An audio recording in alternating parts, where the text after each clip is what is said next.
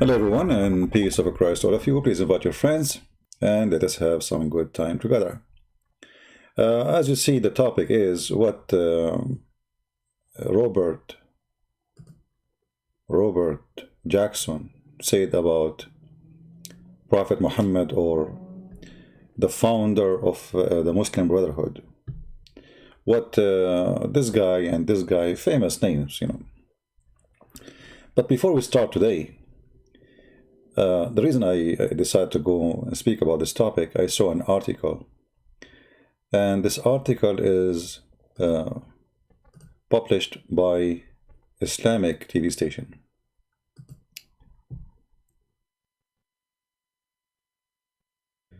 This is Al Arabiya TV, and this is a Saudi TV station. And here, this is a summary of the article, which is in their TV station anyway. And here you see the name of the one who wrote the article. His name is Ali Al-Amin. He's a Saudi. So this is not a Christian. We have nothing to do with it, in case Muslims want to make a fuzz and story about it. The article is speaking about a person. His name is Robert Jackson. Robert Jackson is a person who wrote stories, not stories, I mean tons of articles about an amazing person, an amazing religion, amazing organization. It's called the Muslim Brotherhood, and the founder of it. And then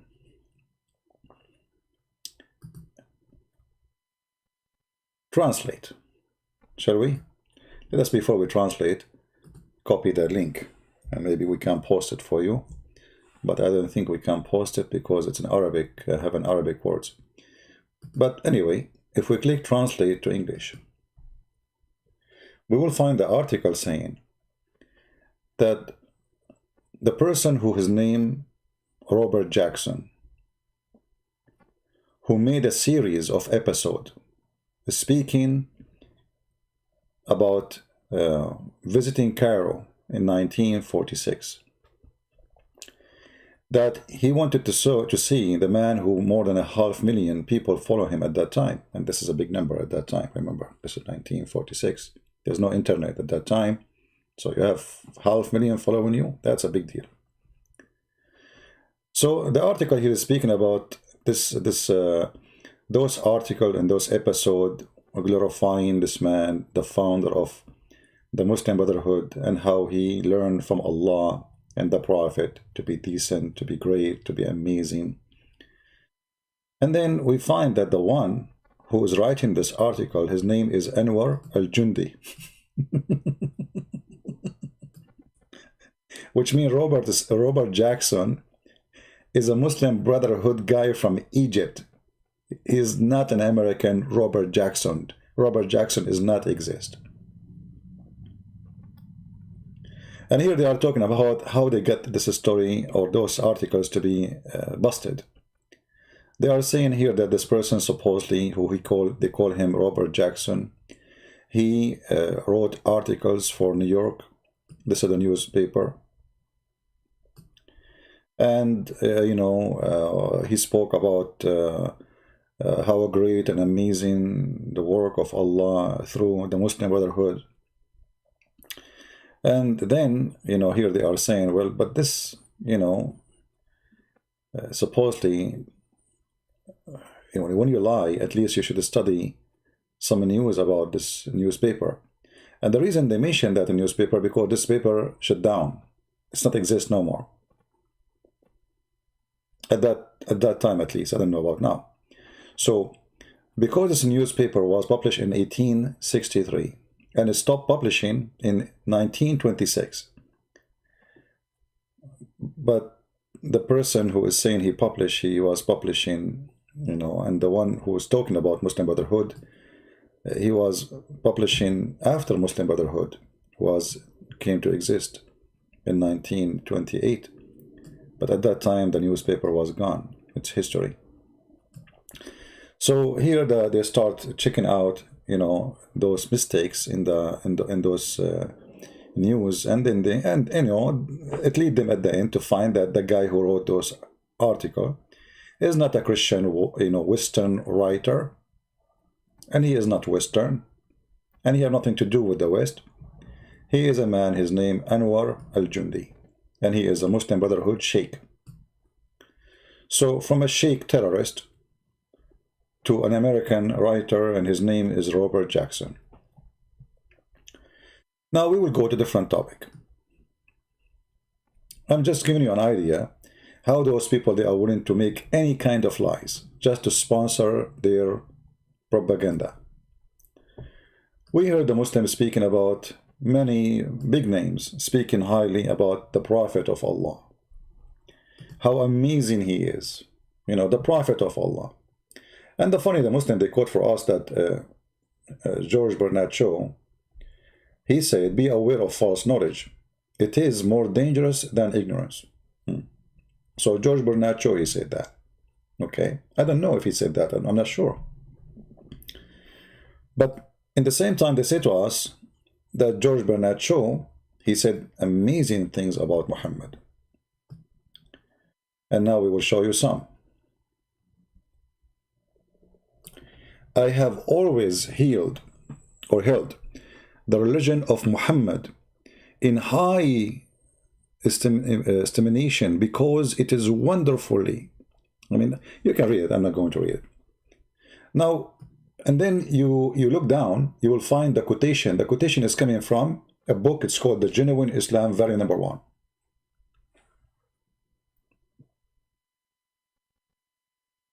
The Genuine Islam, volume number 1. Do we have any Muslim in the chat? Do we have any Muslim in the chat?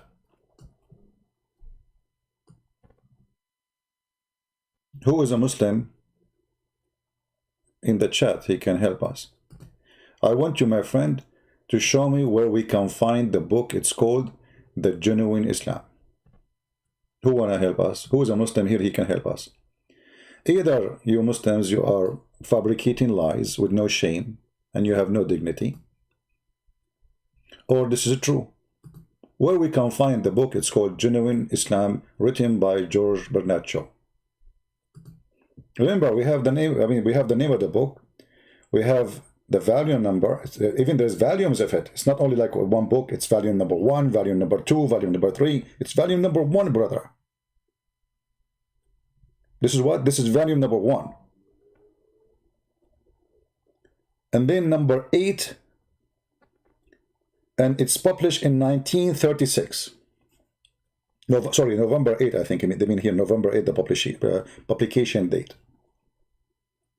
Any Muslim can show us the book. It's called The Genuine Islam.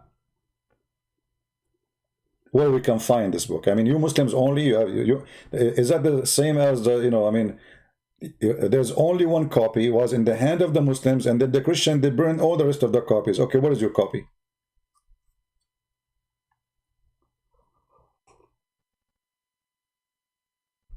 Do we have any Muslim? So what I'm trying to say to you, you cannot trust a Muslim saying anything about anyone. I'm sure after I die, they will say Christian Prince, he converted to Islam, he says Shahada, he was doing poo-poo in the bathroom like Ahmad Mirza Ghulam, and then he put his finger up to Allah, and he said Shahada, and he became a Muslim, Alhamdulillah. Do you know that the Christian Prince himself converted to Islam? Just wait.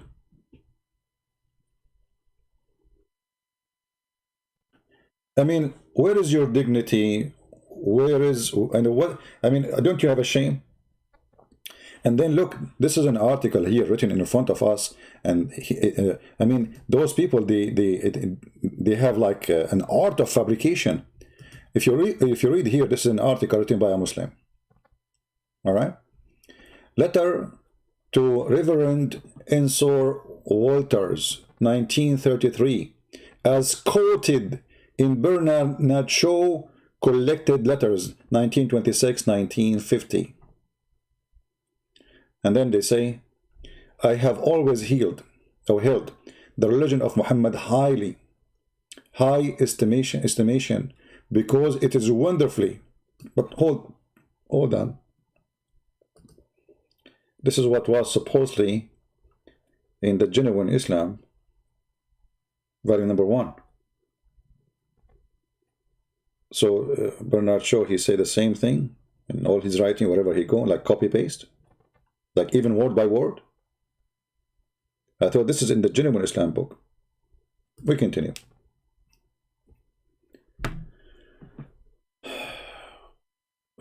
Okay, Muslims, who is going to show me this quotation in the letter which is sent to Reverend Ensor Walters? Who is the hero who want to show me this? That in page number 305, George Bernard Shaw, he said this: it is the only religion which appears to me to possess the assimilating, I don't know how to read it, sorry, assimilating capability to change in the face of existence, which can make itself appeal to every age. Allahu Akbar. To every age, brother. In every age you will love to beat women. In every age you will love cutting head. I mean, this is the only religion appeal. Okay. And who said that?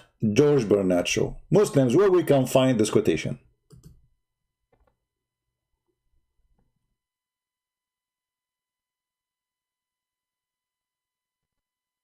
Hamoud, you see, you are the Muslim who made a quotation. Can you show me the book? Don't answer me with the stupid things. Honestly, Hamoud, I have no time for stupidity. You are welcome to you know, to join us in the conversation. But if you have something to say, you have to. You made a quotation. Can you show me the book? It is you who's saying that you're a prophet. He said that in his book. Or this man, I mean, sorry, George Bernard Shaw. He said this words about your prophet. And look how amazing this guy, he must be a Muslim then. To them, Muhammad was an antichrist. I have studied him. The wonderful man. In my opinion, far from being an antichrist. He must be called the savior of humanity. So when you Muslims, you make a fraud. I mean, don't you ask yourself, okay, those people, they are going to go and search and study and they will find that this is nothing but a scam. So I'm asking you now, who is a Muslim? He can give us the reference for what it, you see, we have the page number. My friend, we have the page number. You Muslim are quoting even the page number. You are quoting the name of the letters. The letter to Reverend Ensor Walters. Page number by Dan Lawrence. Page number 305. Okay, can you show it to me? We have a brother who is an ex-Muslim from Morocco. He did search. He did a good search, actually. And, you know, you guys, you don't speak Arabic, the program in Arabic, sadly. But I will help you. This brother who is an ex-Muslim, he's a son of a sheikh from Morocco. He became a Christian, and now he is doing his best to bring people out of Islam. He is showing you that how Muslims, they fabricated stories, and he made a full study about what a great men they said about Muhammad. And you will not believe it what those great men they say about Muhammad.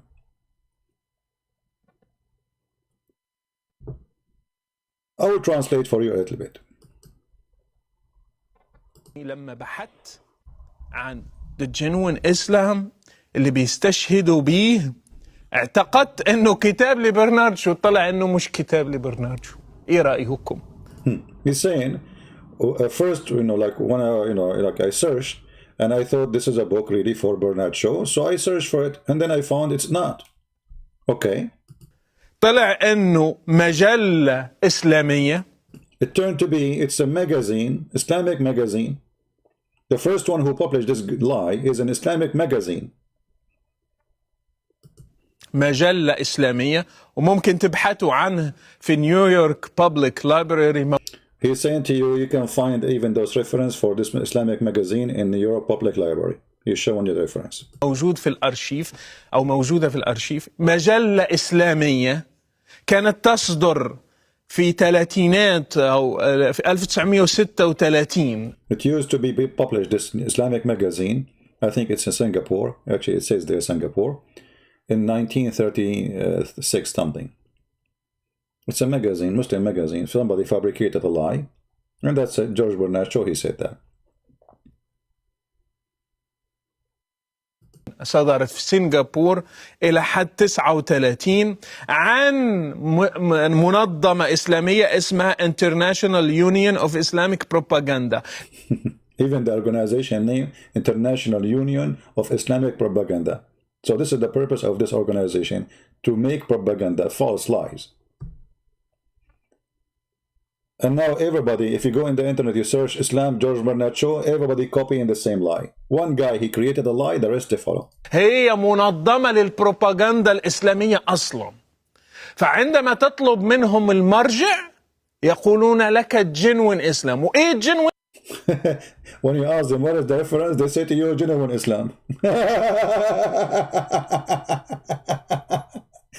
You said, okay, where is the reference for this? Where we can find this book? They say genuine Islam. Okay, where is genuine Islam? My argument, Hamoud, that your religion is sponsored by lies. If Islam is a good religion, you do not need to lie in order to make us believe that men, they say good things about Muhammad. No need to lie. إسلام مجلة إسلامية للبروباغندا الإسلامية. وكأنك سمعت برنارد شو يقتبسونه في قناة الناس، ولما سألتهم ما هو مرجعكم من كلام برنارد شو قالوا لك قناة الرحمة. He's quoting, he's saying, the Muslims, you ask them who is the one who said, they say we heard this, from like this TV station. And who is this TV station? It's Islamic TV station. And you Islamic TV station, the second one, where you heard this, they keep going until they go, and at the end you find yourself, you are quoting Muslims. Now, I'm not going to play the whole thing. Let us move a little bit. What the great men they said about Islam. Listen carefully. عقد في اللاهوت في كل شيء. هنشوف عظماء ماذا قالوا عن الإسلام وعن We will see great names in history what they say about Islam. محمد. أولهم سأبدأ به هو عالم الرياضيات باسكال. Pascal, the French scientist, 1623 to 1662. What he said about Islam. العالم الفرنسي الذي عاش من 1623 إلى 1662. هو رياضي وفيزيائي ومخترع. He's a physician, he is a mathematic scientist, he is an inventor, he's a big deal. وواحد اللي أسس حساب الاحتمالات probability. هو واحد من اللي أسسوا لحساب الاحتمالات في الرياضيات. وكلنا لما He established many methods of mathematics, etc. درسنا الفيزياء درسنا شيء اسمه قانون باسكال. And when we study the physics, we study something called the law of Pascal. قانون باسكال في السوائل انه about liquids. ضغط في السوائل يكون متساوي في كل الجهات الى اخره. فقانون باسكال معروف في الفيزياء. So this is very famous, his studies is very famous. Let us go what he said about Muhammad. لي بونسي أو خواطر، واحد من الكتب المؤثرة لباسكال، وقال فيها كل ما يجول في ذهني بالنسبة للاهوت، بالنسبة للفلسفة. من بين الأشياء اللي قالها هو باسكالز ويجر، اللي هو رهان باسكال المعروف أنه وكمان مبني على الاحتمالات، لأن الرجل He's explaining now about what this guy he did. I want to go to the topic. Let us see if we can skip. We will know when he is in the topic, when he put what Pascal he put in the screen. So he is giving an introduction for this scientist because many Muslims maybe they've never heard of him. He's a big shot.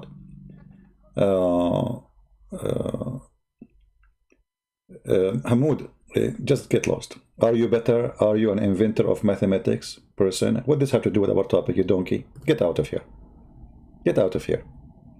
I don't have time for silly, stupid people like you.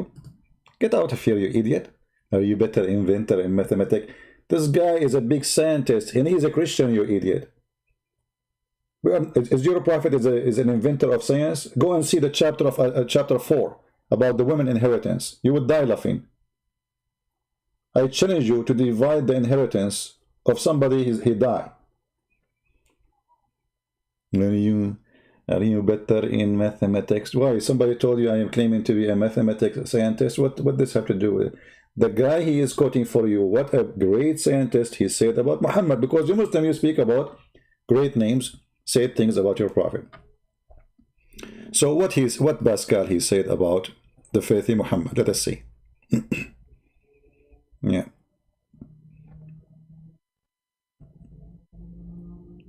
Too bad you guys don't speak Arabic, so you know we are.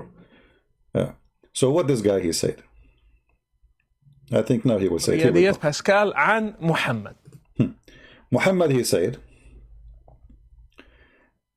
This Pascal he said, Muhammad he established his religion by killing his enemies, and the Messiah he established his by giving his followers to sacrifice their life for them.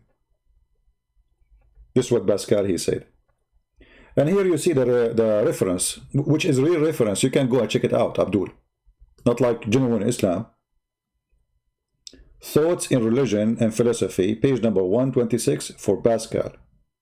Now I'm going to move forward and see another quotation. Okay. What else? Gustav Jung. What Carl Gustav Jung he said. I don't know who is this guy. Let's see what he said. This is a different guy. واختلفوا بعد هذا، لكن على العموم الرجل عبقري عبقري. الرجل علامة في هذا المجال وقارئ وكل شيء، كتب وقال أيضا قال رأيه في محمد. كان يتكلم عن هتلر. This man, his name is Carl. You can read his name. Let me zoom in his name. And you can get the reference too, for those who they are seeking reference, to, you know, to be sure this is correct. Carl Gustav Jung, and the name of the book, Symbolic Life, etc. And then you see the reference. He said that Muhammad, look what he's saying. We don't know if Hitler, he was going to establish Islam, a new Islam, or he, in fact, he is, you know, doing that. Because he is the same as Muhammad. Both of them, they are drunk with a filthy beast. Filthy God beast. بِإِلَهٍ وَحْشِي. So this is what this guy, he said about Muhammad. Let us continue. I'm going just to forward. Those who will make the video later, you can cut it, please. Just to make it short. Maybe you can make it like to get the, let us say, the cheese of it. I will move in here. Different person. Voltaire. I mean, who don't know Voltaire? What Voltaire, he said about Muhammad and Quran. Voltaire, he said, and here again, this is the reference for those who they are seeking reference. This is the reference. And our reference is not like yours, Abdul. It is real. He said,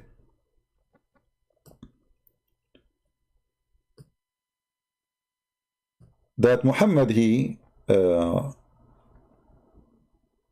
tried after making revolution by arm with his tribe, by making alliance with some bad people, or let us say miserable people, and he convinced them that he speak to the angel Jibreel, and he was proud that he went to the sky, and then he received partly this book which nobody understand, which every page of it will make your hair, like, you know, when you know, like when you see something ugly, you know, your hair, like, you know, stand up or something like that. I'm trying to translate the word.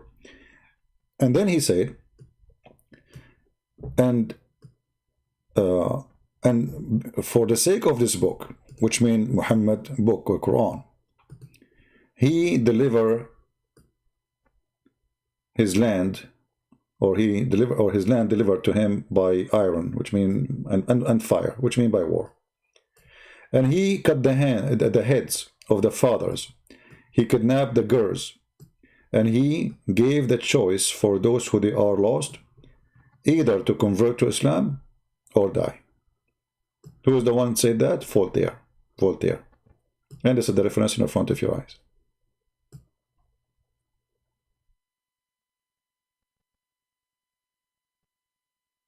When somebody says something, I don't know, like your hair stand up, yeah, if you see something scary supposed to your hair, because your skin will go in alarm, you know.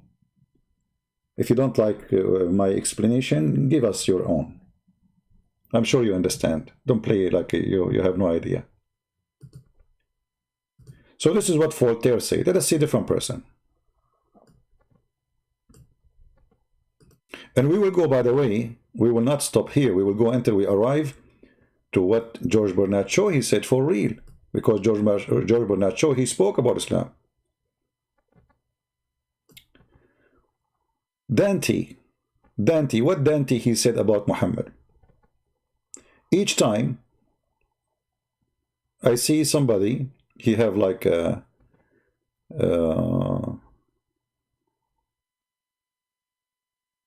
I don't know what he mean by the مشقوقا من الذقن. Each time I see somebody, he split like two pieces from his chin all the way from the chin of your beard all the way to your anus, and his belly is out, coming from between his legs, and his heart is coming out, and where urine is stored inside the belly of a human being. And then I see how ugly it is.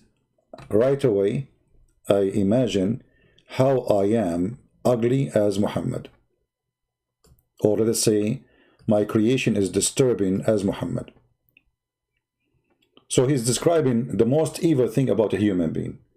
The second he see that, he remember right away as if he is Muhammad. And this is again the reference, the Divine Comedy. Who is the one who is speaking? Dante. The Divine Comedy. Let us continue, because the program is long. Okay, now what George Bernard Shaw he said. Shall we go to George Bernard Shaw? We're trying to find, here we go. This is what George Bernard Shaw said for real. Islam is a different religion. It is not a tolerance religion, but aggressive. And it became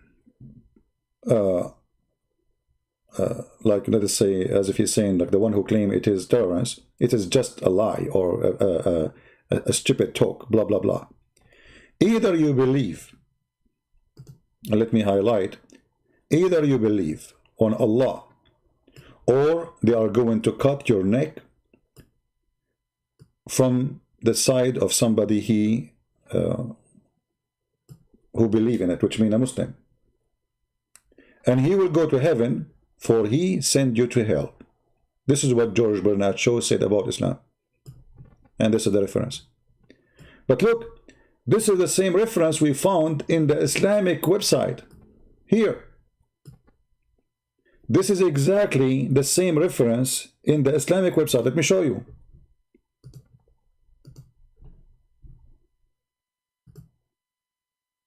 Take a look.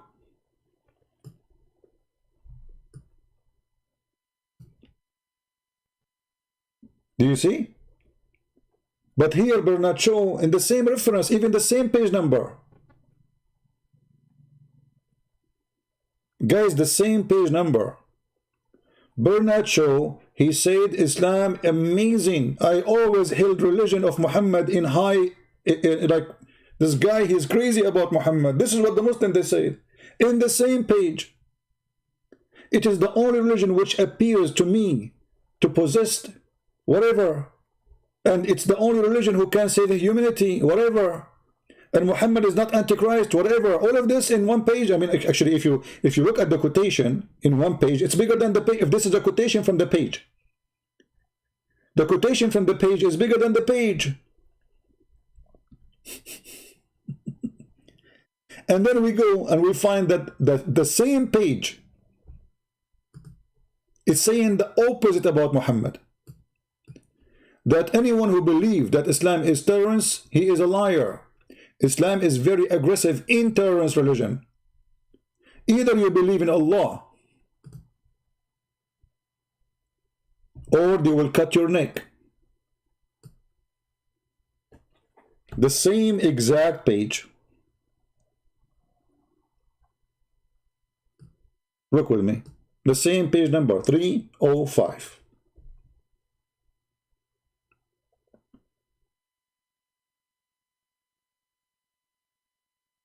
So the same guy, he said Islam is wonderful, Muhammad is amazing.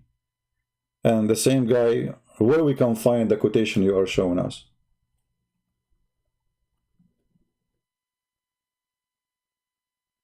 And you know, the video is long, is like 1 hour and a half. Keep going. Tons of people who say things about Muhammad, all of it, it's ugly, and all of them, they are very well known, famous. You know, even there's a book, you know, remember there's a book, it's called The Most Effective People, 100, the top affected people, affecting people, whatever it's called. Or let us say, I forgot the name. The Muslim, they translate that book. And the Muslim translation about that book, that part about Muhammad, they said that the guy, he said the Prophet Muhammad, peace upon him, is the most effective. This guy did not say peace upon him. He did not say poo-poo upon him. He did not use the word upon him. And they fabricate tons of things. And supposedly this is the translation. The guy, he speak about Muhammad, that he is a war warrior. And he mentioned the name of Hitler too in his book. He mentioned Mussolini. He mentioned terrorists. He mentioned criminals. And he mentioned good ones. So when he mentioned Muhammad, he is the most influenced man. I think the word was influence. He's speaking about the influence of violence. In the translation, they spoke about him highly. When every person who is known in poetry, in knowledge, in science, speak very bad about Muhammad. And you know, let us say for the sake of argument, all those who they are famous, they spoke wrong about Muhammad. Or let us say the opposite. They spoke good about Muhammad. I don't care. Muhammad is evil.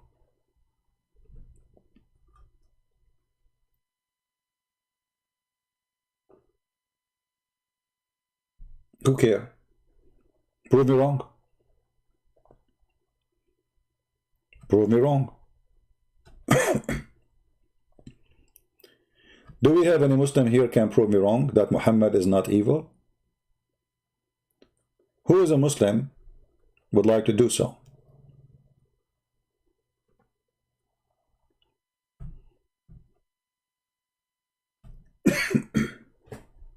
Anyone? So all those things they say is a lie. And as you see, they fabricate writers. They fabricate even writers. They are not even exist. This is the religion of a fraud. Their prophet was a fraud. And they practice a fraud with no shame.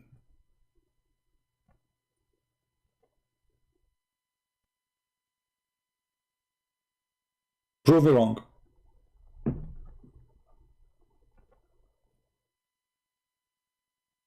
The question will be, why somebody he believe in Muhammad that he's a great man anyway? I mean, who cares if George Bernard Shaw said or he did not say? What that will do for you? I will tell you what you do. Because you used this propaganda in order to make Western believe that Islam is a great religion. You see this guy, he is quoting for you tons of famous people. They spoke very ugly about Muhammad. But that will not change anything. Muhammad is still ugly. They speak good or ugly. That is not the point. The point is you Muslims lying about your prophet. I don't care what people say about Jesus. I'm not going to make a false quotation that somebody said that Jesus is wonderful. That's stupid, actually. I mean, how bad your prophet is to the point you fabricate good quotation about him. How bad he is.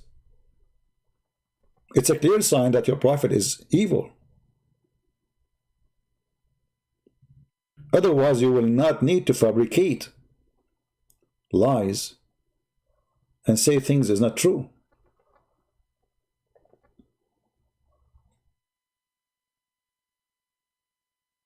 Yeah, and they say to you, Dr. Moore, do you know Dr. Moore? Dr. Moore, he says about the sperm. Dr. Moore, they invited him, they give him big check in Saudi Arabia. He did not even convert to Islam. Why Dr. Moore did not convert to Islam? Dr. Moore. And who is Dr. Moore? They told him that the Quran says that the sperm is like a leech. Oh, sorry, the egg is like a leech. But the Quran never said that. The Quran says the sperm, not an egg. So they gave him false translation. And the guy says, based on what I see, this is sound like science. That's all.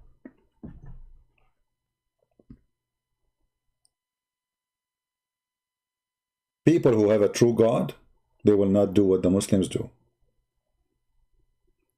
Only when you are following a fraud man, his name is Muhammad, you do that. Taqiyya. So, the funny here, that we were showing you an article written by Saudi Arabia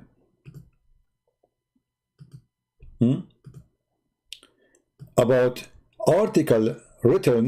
many articles written by a person, his name Robert Jackson.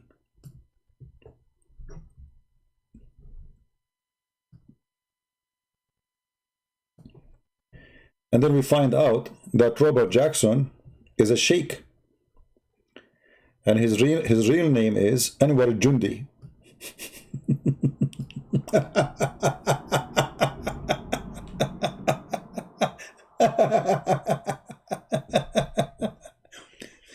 You know, in order to make you, because supposedly, do you remember the guy from Philippines who said to me, I debated a real American, a true American. You are not the true American. You have an accent. Do you remember?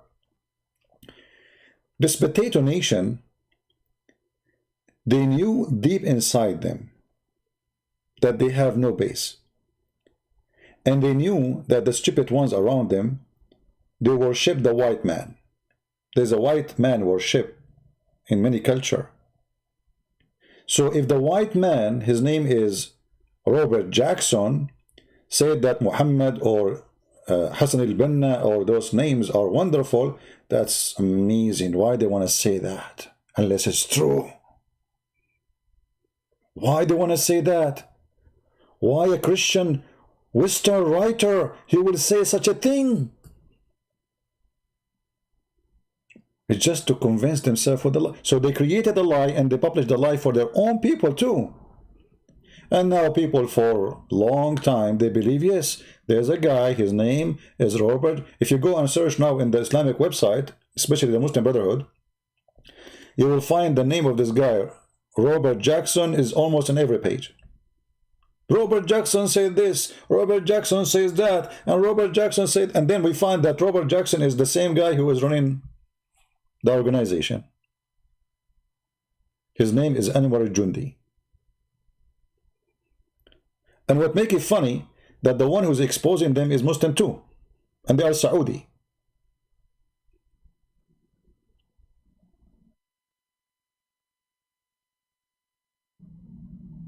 Tons of names are fabricated. They do not even exist.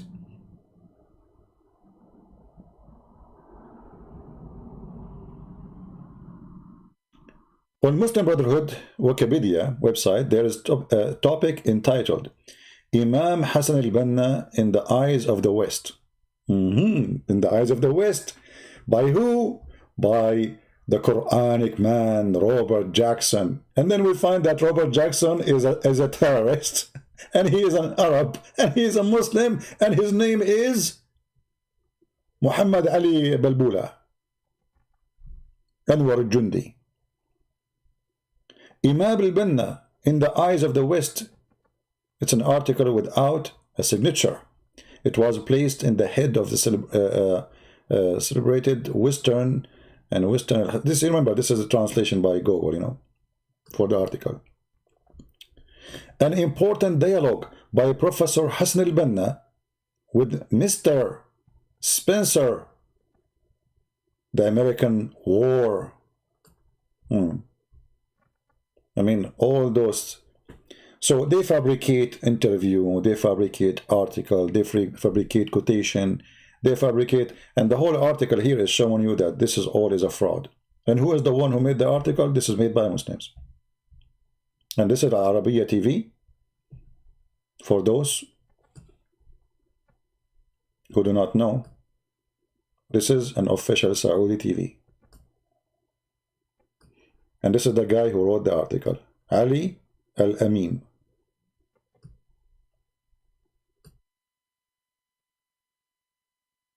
So why Muslims they do that? What you really gain from your, from those lies? Time will come and people will laugh at you, and people will not trust you no more, will not believe you no more, even if you say the truth ever. Who is going to believe a Muslim quoting anything for us? And this is why I say always, never believe Islamic translation. Any translation you see made by Muslims, it's a fraud. Not only their article, even they are not decent to translate their Quran. If I take it right now, as an example, chapter 4, verse number 34. What the translation is saying? Read it. And I challenge any Muslim to tell me where who can point the words in Arabic and match them with the word in English. Because as long as translation, well, the same word should be there in Arabic. Can we find them? No. How come?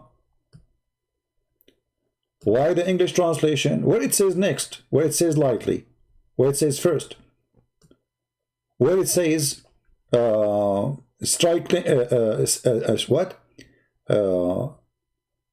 And beat them lightly.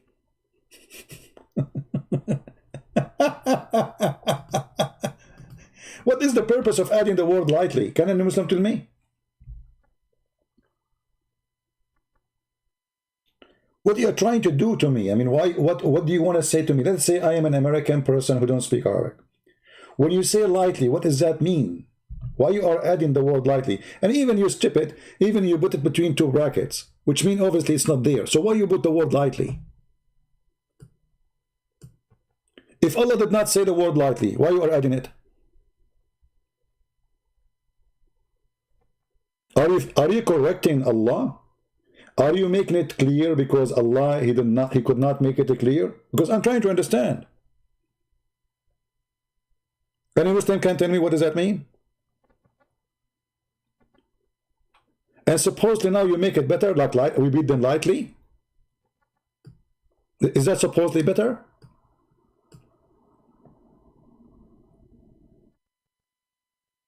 If you change the translation, this is Yusuf Ali, change the translator, you will find the word lightly became scourge them. Just to change the translator. This is Yusuf Ali. Let us go to a different liar. Yusuf Ali, where is that? Here we go. Let us go to this one. Big Tal. Look, the word lightly disappear. It says here, and scourge them. Where is the word lightly? Scourge them is lightly. Have you ever heard of the word scourge? You scourge somebody lightly?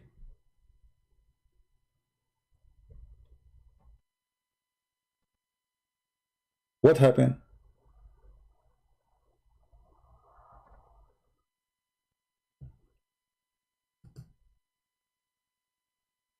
Somebody saying Santa Claus is a Christmas Satan. Okay, well, he's not coming to you. Get lost. Say hi to mommy. Tell her Christian Prince he saved me from Santa Claus. Stupid idiot.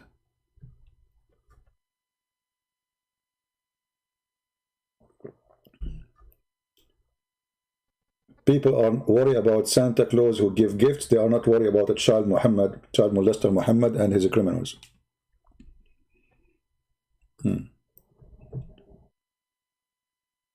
Any Muslim can tell us why even your everything in your cult is a fraud. Translation is a fraud. And even when we quote for you an authentic hadith, you say it is fraud. Even you yourself, when we show you something, you say it's a fraud. But it's written in your book, it's a fraud, brother. Your books, your prophet said so, it's a fraud. So you Muslims, you wrote lies about your prophet? Yes, brother. So you Muslim, you lie about your prophet to us, and you lied about your prophet to yourself? What site? What do you mean, what site? This website I'm using is called QuranWow.com, and obviously it's wow. This is a lot of wow.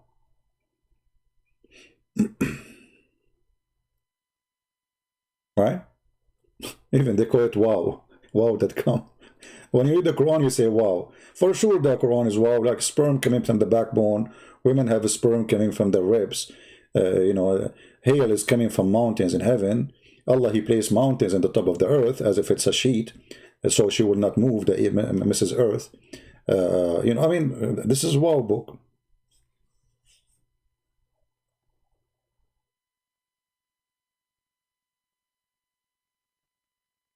Any Muslim have anything to say to us? Who is a Muslim want to say something good for us about Islam?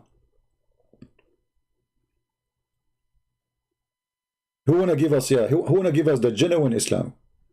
Forget about the book which is fabricated by you Muslims about George Bernard Shaw say genuine Islam, because it's not exist. Shame on you. I mean, did even the liar who fabricated this lie think for a second, okay, people will go and search, but let me tell you what happened. At that time, there's no internet. And this magazine is in Singapore. And those who speak English, I mean, they are limited in the Sun area. And how they will know that George Bernard Shaw did not even write such a book? It's going to take 100 years before they find out. Okay, no problem. It took us 100 years. Until the internet came, and then we reached to us that your lie came to us.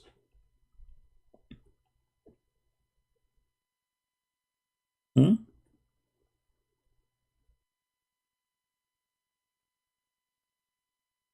Do we have any Muslim want to tell us about the genuine Islam? Any genuine Islam you want.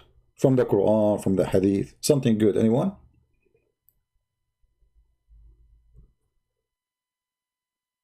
No, we keep Jesus for Christmas and we don't forget about Santa. Santa was a good man. Santa is a real person, was a great Christian. And I wish that all of us, we can do what this guy did. You should be proud about Santa Claus. He was a real man. He's not a fiction. Stop being silly. Do we have any Muslim want to tell us something genuine about his prophet, which is make him good? Anyone? What is good about Muhammad?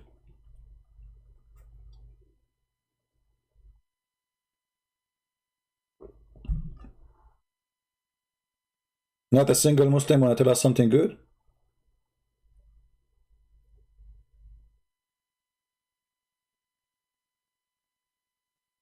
So all those videos we see in YouTube, they are nothing but a propaganda. The Muslims, they spend half a century of their life to prove to us that the Quran is preserved. My friend, I don't want you to believe the Quran is preserved. This is the most preserved, stupid book ever. Please preserve it. Actually, me, myself, like you see, I'm going to make, I will start soon making short videos for Yasser Qadi, just for comedy, you know, just for laugh. Honestly, just for laugh, because this guy is just a joke like the rest of them. But I am the last one who would like to try to prove Quran to be not preserved. It's not for my benefit. Because if you remember, I had many debates before with Muslims, and then the Muslims, they start saying, excuse, oh, the Quran which is sent by Allah is not this Quran. That's why the Quran have mistakes. You see, they found a way to escape. Now they got a new way. Oh, this is not the genuine Quran. The Quran we have today is false. So they escape. So don't give them escape. No, this is the genuine Quran. No, this is the true Quran. It's word by word, brother. Letter by letter. The dot is there, is not missing. Not even a single dot is missing. It's for my benefit. Because if you reach the point where all the Muslims agree that the Quran, which we have today, is not genuine, they will find a way to say, oh, okay, well, you are talking about the Quran, which is not genuine, but the true Quran is good, but we lost it.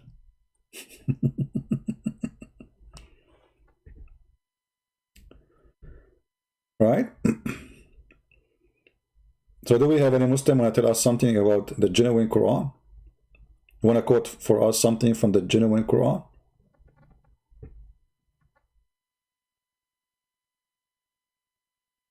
You know, and you know, Islam teaches us that Islam is an international religion. And when you ask them what does that mean, they say Islam is for everybody. Okay, is that for monkeys too? They say yes. Monkeys are Muslims. You say to them, Abdul, are you sure? They say yes. And they practice Sharia law. During the pre-Islamic period of ignorance, I saw a she-monkey surrounded by a number of monkeys. They were all stoning it.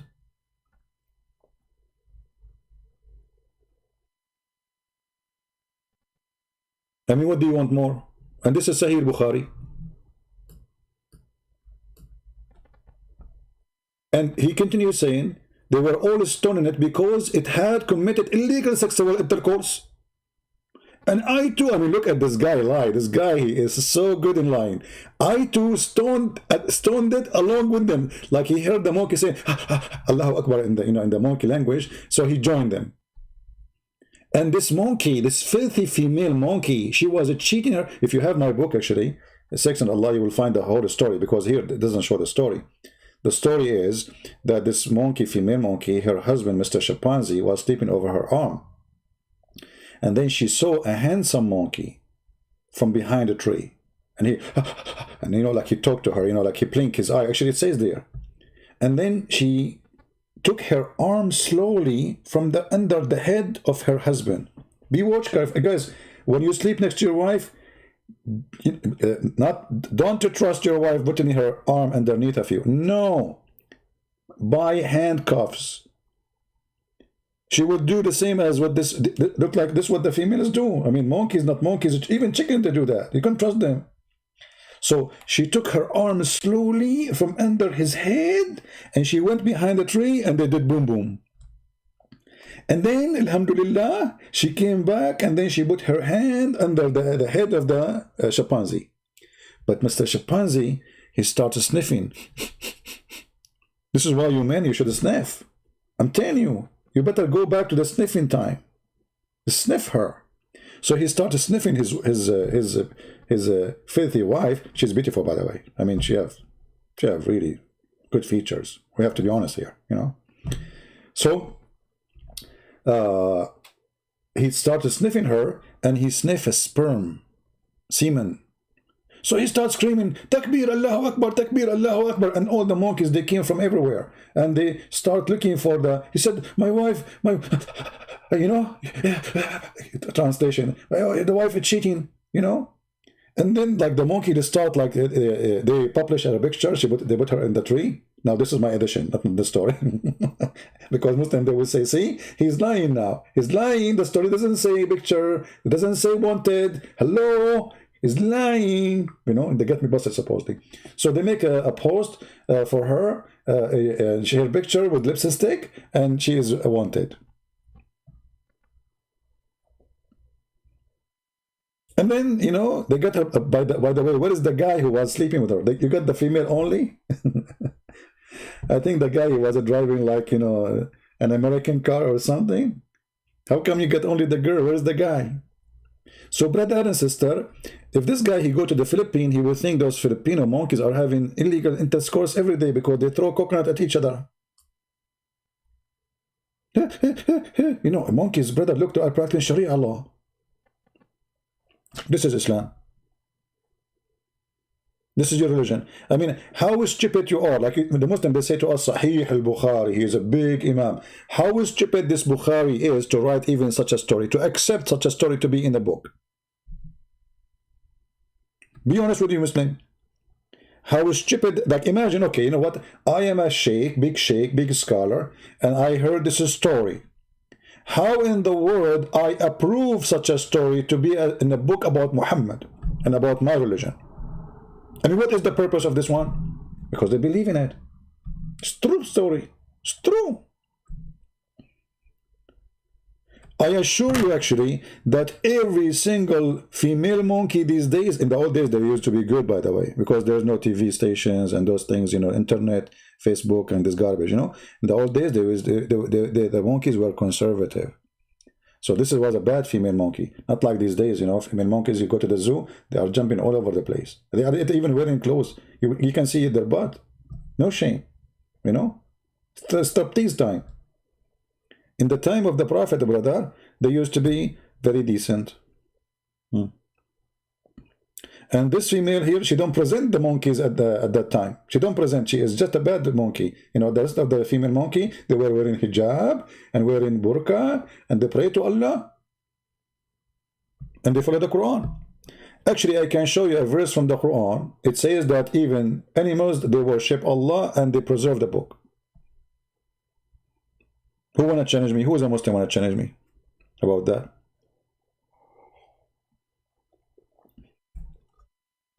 Even Muhammad, he speak on the judgment day, Allah will judge between two goats. Two goats are fighting.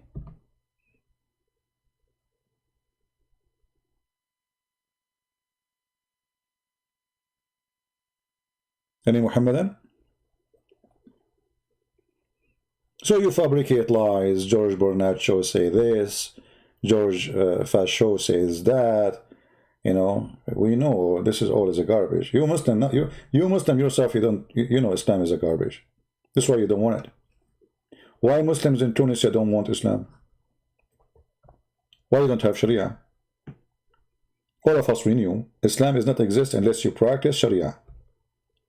So to say it's an Islamic state, but yet there's no Sharia, it's a fake state. Why you don't have Sharia in Algeria, Morocco, Egypt, Libya, Syria, Iraq? Erdogan, the biggest fraud in the history, who keeps speaking, reading Quran, claiming that he is the caliphate, but yet the casinos are open, nightclubs are open, prostitution is doing great. But now, sadly, because of Corona, you know, Erdogan is going bankrupt. They ask the highest minister of Erdogan for religion, the Mufti of Turkey, about why Erdogan don't close those nightclubs. He said to them, those nightclubs are paying for your salary. This is the truth. Those nightclubs are paying for your salary.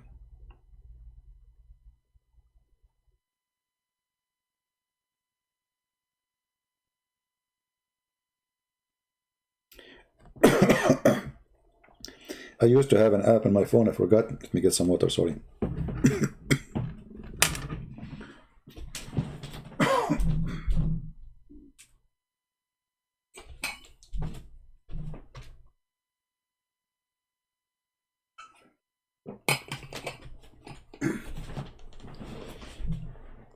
I forgot the name of the app, but they told me like there is a group, you know, Muslim groups there, so maybe you can make some posts there. So I downloaded it, and they told me there's they told me this guy. Remember this guy who had like girls dancing with him, the sheikh?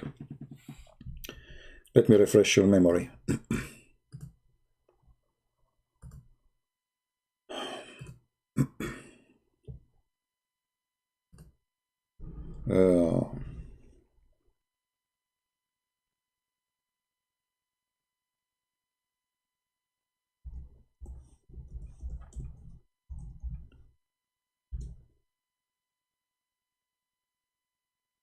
What was his name?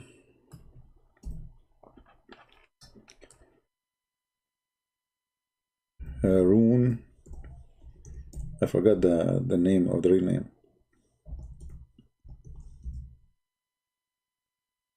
Yeah, this guy. You remember him?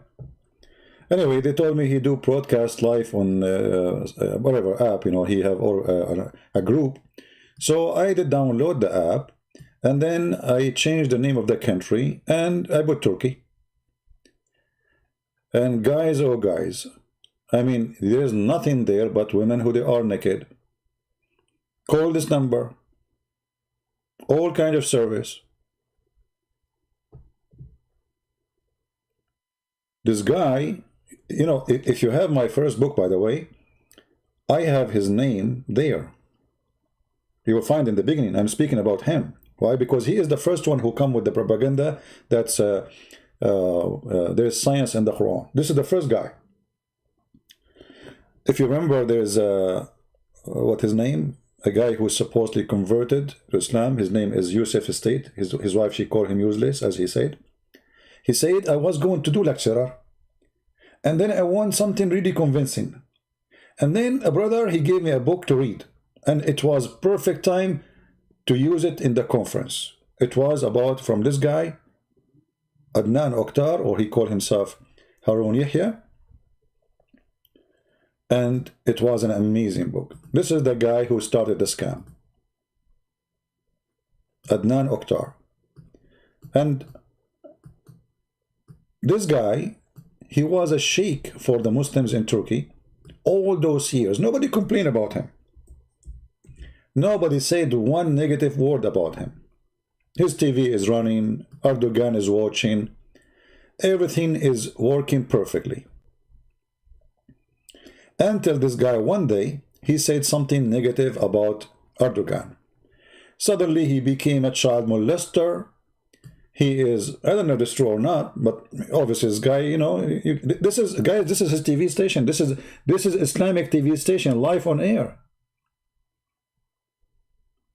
I mean, honestly, I feel sad for myself. I mean, look at my TV station and look at his TV station. Look who is listening to me and look who is listening to him. This is not even fair, man. I mean, why I'm not getting this, you know, I mean, something wrong with my program. I mean, there is something not good.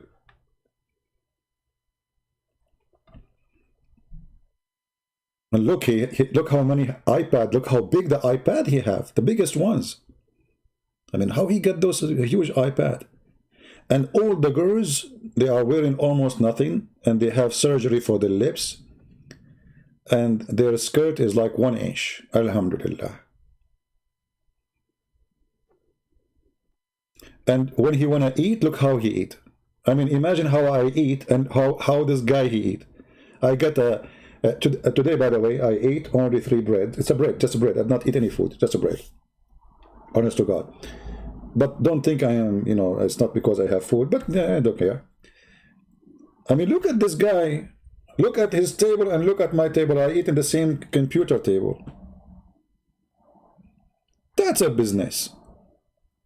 That is a real missionary. That is how you should do, you know, serve Allah. You want to see how you do it? Look at this. Look how many girls, man. He entered the room. There's nobody but women. I mean, do you see how many? Look. There's nobody there except women. Like how many of them, man? I mean, is that the 72? Alhamdulillah. Ah, this guy, he want to see lower the, you want to see the skirt, huh? Can you lower the I got you. I know what do you mean. I will tell your mom. Okay. And I will tell your wife if you are married. Can you lower it? Can you lower it, Christian Prince? This is religion? Alhamdulillah. Alhamdulillah, brother. Alhamdulillah. Yeah. Alhamdulillah. This is the guy who behind the science of Quran. All the scientific fact in the Quran came from this person only. And then after that, and look at this one. Look, I like this one actually. This is the impact of religion.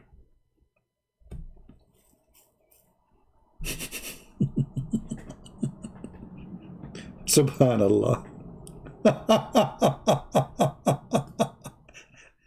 I cannot say anything more than Subhanallah. Alhamdulillah. And look, he was able, look, there's a transformation happening. See, she did wear the hijab. Finally. Allah, he touched her chest, I mean her heart, sorry. And now she is wearing hijab. I mean, what do you want more?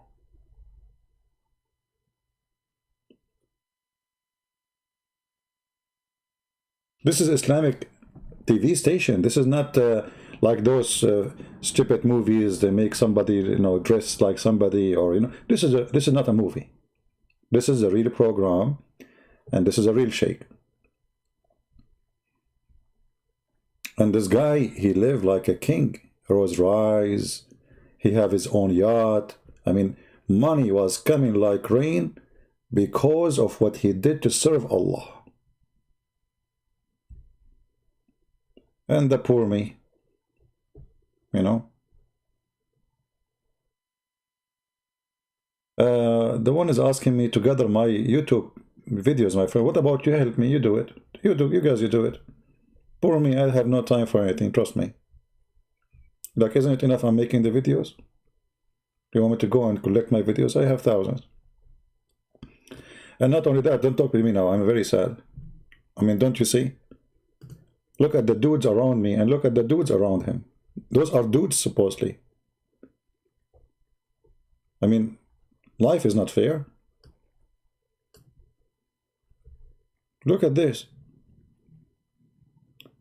Do you think I can open a channel, like a da'wah channel in Turkey? Do you think Erdogan will give me a license? I'm thinking about it. I will go there, open a TV station like this, you know, and then invite the followers of Allah, females only, and we make it simple, you know. You have to be blonde, and your skirt must be long, you know, long, very long. It have to be like 2-inch maximum, and you are good in dancing. And look at the lips. I mean, what happened to their lips? Like, did this woman, she fell from that 7th floor over her lips? Obviously, all of them they have surgeries, breast surgeries, fake eyelashes, fake lips, fake face, everything.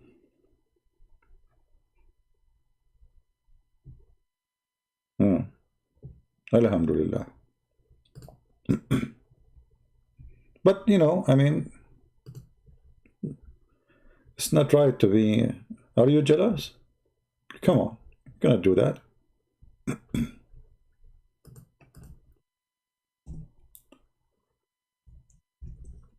This is the one who's behind the Quranic science. And by the way, all Muslims, they copy his work, and nobody have a problem with him. Can you believe it? Imagine if it's me, let us say, dancing in a wedding party, just wedding party, nothing, I mean, nothing, not like this, you know, like somebody invite me to a wedding party and the Muslim, they have a video, I'm dancing, they will make a scandal about it. And look how he sat in the table and he is staring.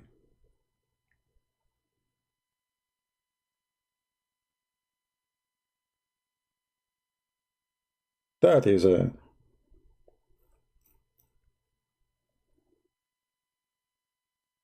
Have your channel suffered strike? My friend, this is not my channel. This is one of them. Don't you see I have only 36,000? This is just one of many channels I have as a backup because we keep getting strikes. Alhamdulillah. And you know, by the way, when the teaching of Allah touch you, you get, I mean, the reason those girls, their clothes is short, because it's the heat of belief. You know, you feel hot. I mean, the more hot you get, the more clothes you take off. I mean, here they are, obviously, there are things that's getting really hot. I think he was reading the chapter of An-Nikah for them. You know, the chapter above the heaven. Boom, boom. Look at this. If you want to play those videos, you will go crazy. Live on TV. This guy, all of this, by the way, is taken from his live program. Actually, let me see which one is his official one. Maybe this one.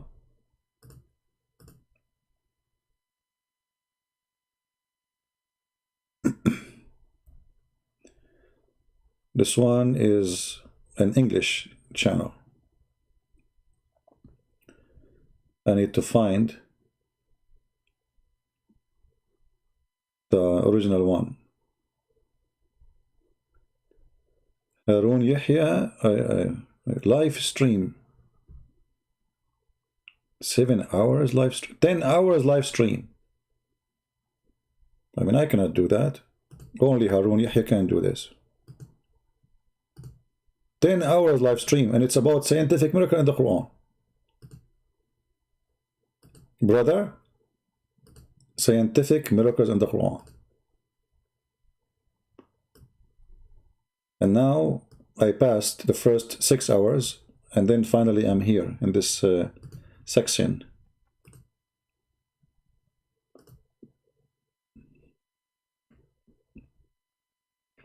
See, they go and they do interview, but go back now to science. Here, geology. I mean, this guy, he left his fingerprint on the Islamic world. All the garbage of Islamic science is coming from like biology, history, science. All of it is in the Quran. Alhamdulillah. Yeah. Anyway.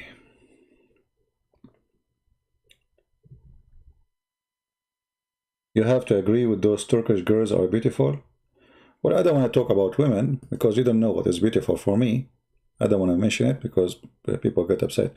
But for me, any woman she is fake is not beautiful. Doesn't matter who. Anyone who put tons of makeup, do some, surgeries, even if they are just makeup, she don't look beautiful for me. If you cannot accept your beauty to be beautiful without doing all this madness, that means you yourself are not convinced to be beauty. Otherwise, why you want to do it? Correct? If your beauty is something you earn from false adjustment you do to your body, obviously you yourself, you are not convinced that you are pretty and you are not confident. So why I will be considering you? Why any man will think you are beautiful? Right? And if you look at them, all of them, they are fake. So for me, they don't look beauty. For me, they look like a zombie. I will not be comfortable to sit next to any of them, even if she is not a Muslim, regardless. Those are false people.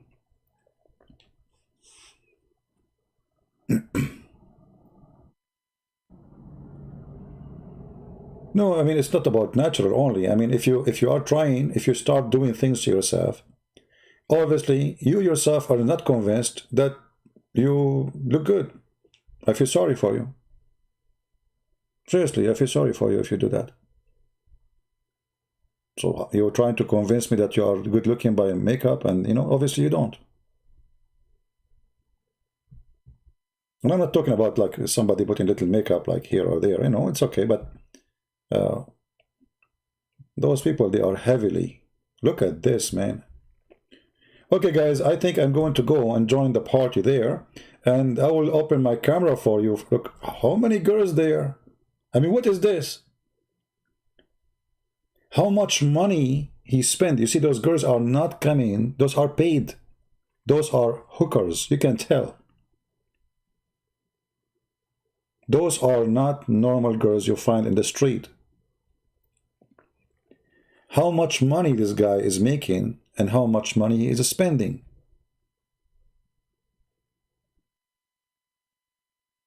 And look, if I can get those girls here in my program, look, I have only 498 people watching. Oh boy. What I will tell my grandma. I have only 5. Look, now it's getting higher because we put the pictures here. The numbers are increasing. Yeah. Soon we will be 600.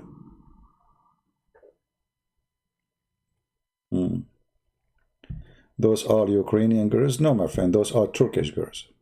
And all of them, they speak Turkish and they interview them, they speak to them.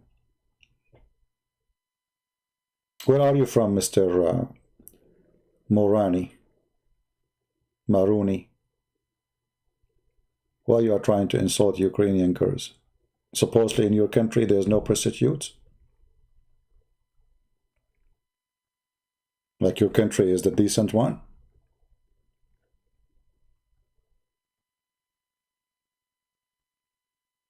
Anyway, I better change, otherwise we will end in the wrong place. Back to the topic. Do we have any Muslim want to say something good for us about Islam?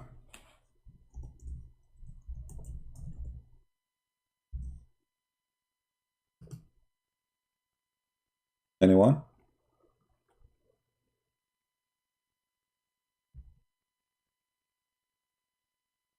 Yeah, you see, when I say Turkey, it doesn't mean that every woman in Turkey is the same. But Turkey obviously have a huge business of prostitution. And Turkish people are not into religion. You know, it's not a secret. But the appearance is that Turkish are Muslims. But in reality, they are not. Yeah. And about prostitutes, I think every single country have a prostitute, regardless of what you call them, Christian country, Muslim countries, Hindu countries. Prostitution is all over. And prostitute is not only the woman who sell herself. Prostitute is the man who sleep with her too. If you sleep with the hooker, you are a hooker. You are no better. You know, especially those Middle Eastern men, they have mentality, they look down at women who they are hookers. But the fact they are the #1 customers. And they are hookers too. In the Middle East, if you go sleep around, your parents will be proud about you. I mean, our sons doing every day with a new girl. You know, they speak highly of you because you are filthy. This is their culture. But if the girl should do that, oh man. Not my daughter, right? So don't speak about others.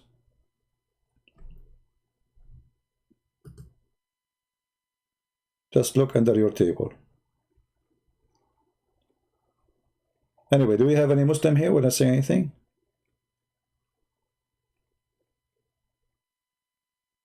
Any Muslim?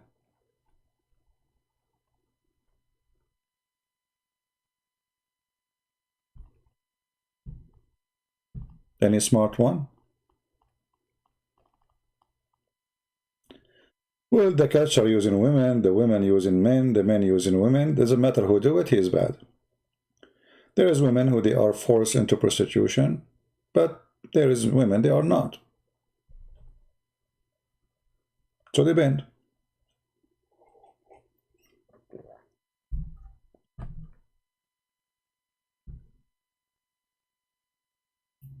Well, Turkey is the biggest country for Muta.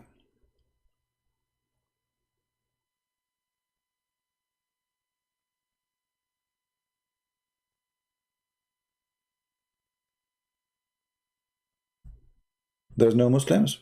Are we out of them? What is the reason prostitution is bad? Okay, donkey. I mean, donkey monkey. This is your name? No problem, my friend. Prostitution is bad because simply, you see, it's not just only about sex. It's about you going low. Going very low. There's millions of jobs and profession to earn money from. You are bankrupt to the point you could not find something to do except sex. That is what is bad. Additional to that, the one you sleep with, obviously he is a filthy person too. Because if he is a good man, he will not do it. So you are not doing business with good people, you are doing business with filthy people. Cheaters, criminals, liars, all kind of men. And a man who respects himself, he will not pay a woman to sleep with him. The second you pay a woman to sleep with you, simply you are saying you are so bad to the point, you are disgusting actually, to the point you have to pay somebody just to touch your hand. This is how bad you are. It's an insult to the man. It's an insult to the women. So I believe the one who practices prostitution is both men and women, because women, she cannot be prostitute alone. She needs a man prostitute. Doesn't matter who got paid. If you are the one who pay or you are the one who receive the payment, both of you are prostitute. I know some men will be upset from me because they do that. Oh, who cares? This is the truth. Garbage in, garbage out.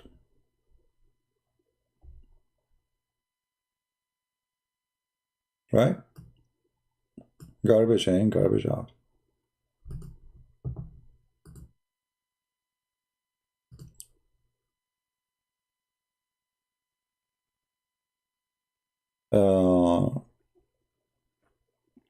Do you think it's about trying to trade sex for love is missing? What love, my friend? First of all, you know, the second you are doing sex business, you don't believe in love. You don't. You are anti-love, and you will lose it, actually. You cannot love anyone after that, if you are a person who do business of sex, because you have millions of images of men and women you sleep with. Let us say one day you decide to get married. And now your husband is sleeping with you. Which man you remember? The first one, the second one, the third one, the 100, the 200, the 300, the 400.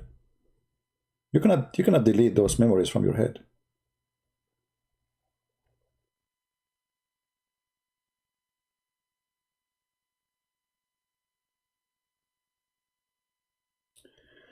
I accept when I say I disagree with you regarding Turkey. Now, my friend, I can show you right now, tens of thousands in Istanbul, the majority of people of Istanbul is against Islam.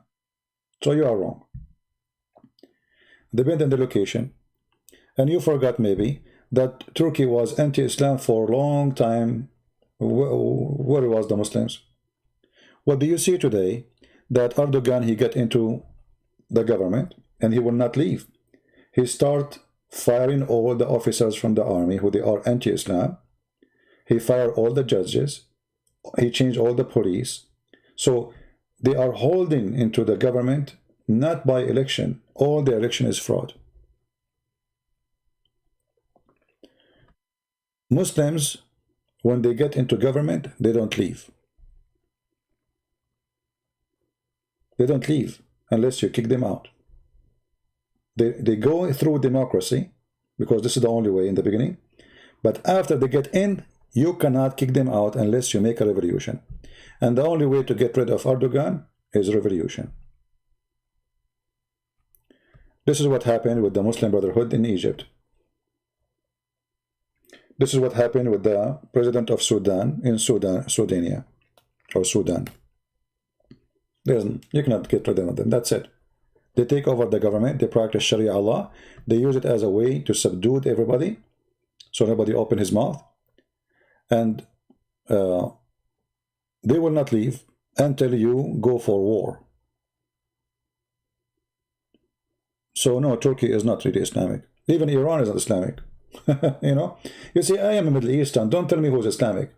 Don't tell me, please, who's Islamic. There's no Islamic in the Middle East.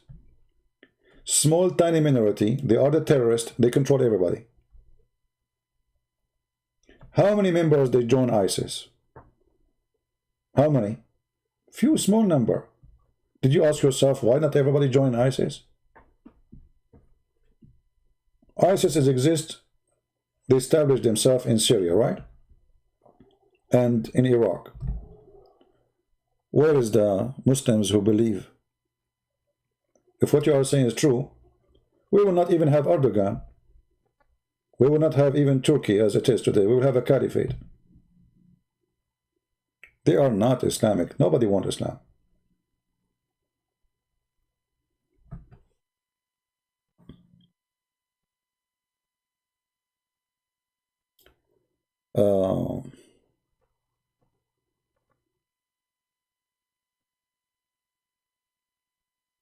Yeah, and you know, Western government, they use Islamic or Islamist for their agenda. You know, you forgot what CIA did with Osama bin Laden? They are the one who trained him. They are the one who helped him.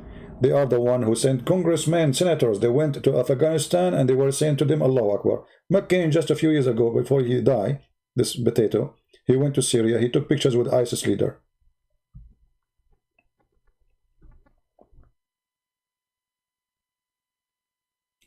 The West is in the bed with the terrorists. This is the truth. They sponsor them. They support them. Obama, he gave $600 million from your money as an American citizen to ISIS. And that is the excuse to sponsor democracy. Have you ever heard of Americans sponsoring democracy anywhere? Where? Which country? Do we sponsor democracy in Turkey? Look what Turkish are doing. Trump, he did not put sanctions in Erdogan. He waited all 4 years before he go. He put sanctions in Erdogan because he's stopping the agreement between Qatar and Israel. That's what he cared for. 4 years, he did not put sanctions in Turkey. He threat. He go blind about Turkey. Turkish killing Christians, Turkish killing the Kurdish, Turkish taking churches, making them convert them to mosque. He don't see it. He never heard of it. He's a potato. I remember I voted for Trump, but he's a potato. He's a coward.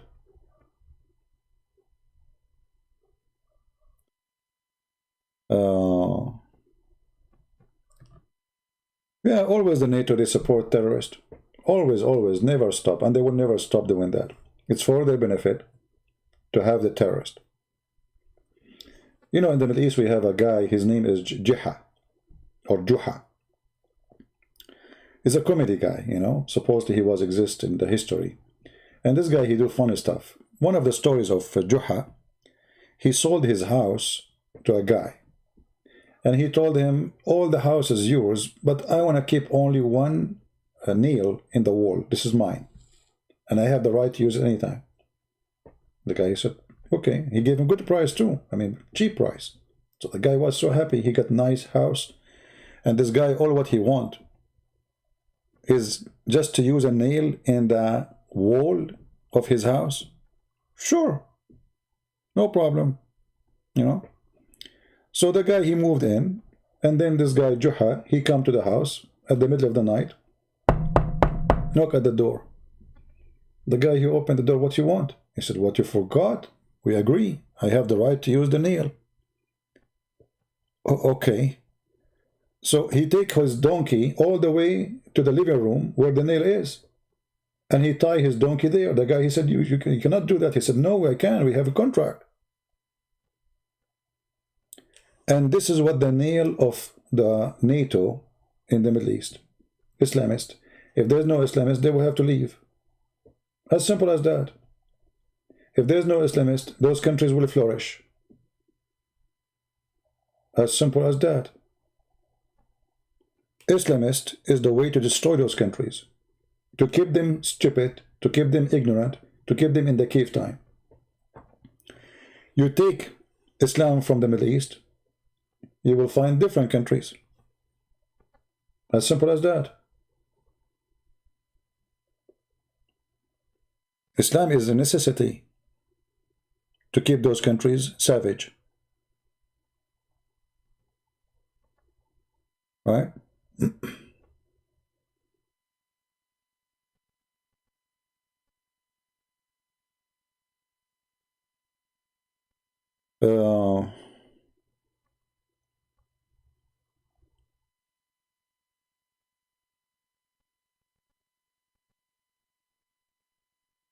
Yeah, I mean, all things, whatever happened, like, you know, the Turkish attack Armenia, killing thousands of their young men, taking their land, humiliating them. Trump is watching. Trump, he did not even see it. I know, I lost my respect to this man, actually. And I voted for him just a few weeks ago, but because we don't have a choice. The other guy is Joe Biden's husband. I mean, we have a guy, he don't even remember his name. But welcome to America. In America, we don't vote for a president. We vote for two donkeys. One, he will hit you in your nuts, and the other one, he will hit you in your stomach. So choose which one. Both of them, they will hit you. We don't have election.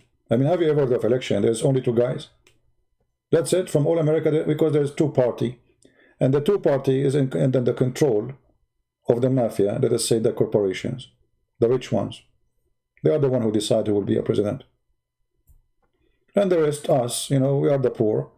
Okay, they give us two. Choose one of them. It's like a game, you know, like we have two toys. Which one you take?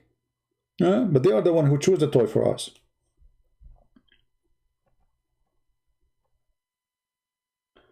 Sharia law mean practicing what Muhammad he said for everything, for the way the capital punishment, marriage, inheritance, anything about life, you know, a man he do, like, you know, what the law do in every country. And instead of normal law, civil law, you have Sharia law, which means according to Islam. This is what Sharia means. Sharia is what Allah he made lawful.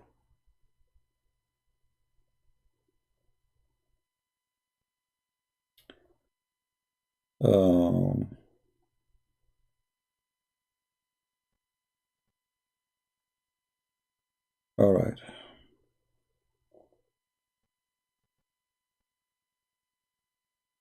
Do we have any serious question? Do we have any Muslim here?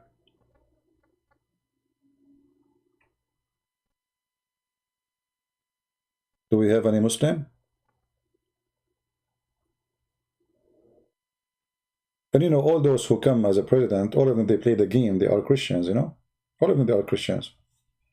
Just wait, like in Joe Biden, you will see him in the you know, he's going to the Christmas service. All of them, and they will hold the Bible with them. All of them, they are good believers. Anyway. Actually, I believe Trump, he did lose the election because the business industry of war, they did not like his action. This guy, he made a promise. He will take all his army from abroad, from everywhere. You want to take them from Germany, you want to take them from Afghanistan, from Syria, you name it. And because of that, the war mafia, they were angry from him. You see, the war business is billions, trillions of dollars. It's the biggest business in USA. So this guy, he did not do what they want. He is the only president, he did not go for war during presidency. Not even single one of them.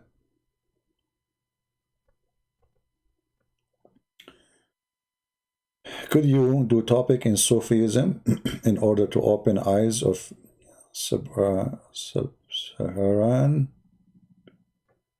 African who are being deceived by generous Aka Marboots? I don't know what do you mean by Marboots. Sufism, you see, because Islam is a religion, does not have let us say any kind of spirituality, and Islam forces other people to convert to Islam. So Sufism came to replace what is missing in Islam. And this is why you will see Sufi, they start doing music and dance, which is really crazy. When Muhammad, he forbid the music, he forbid this kind of behavior, but Sufi, they have to do it for simply Islam is empty, you know. I mean, you give us a religion, there's nothing there except circumcision, sex, food. That's it. And killing people. But there's people don't want that. So Sufism came to replace. And actually the one who established Sufism was a belly dancer. She was a hooker herself.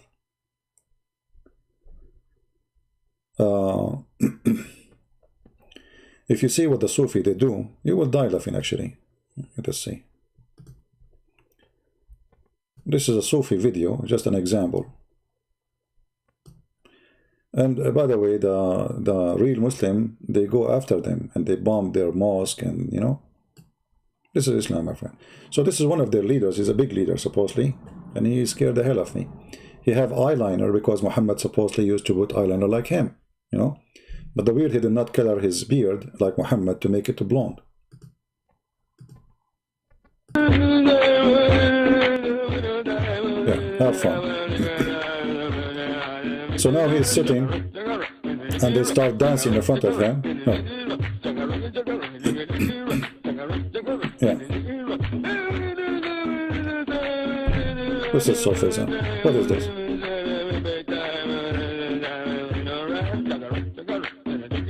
Oh boy. Happy, happy, happy, happy, hey.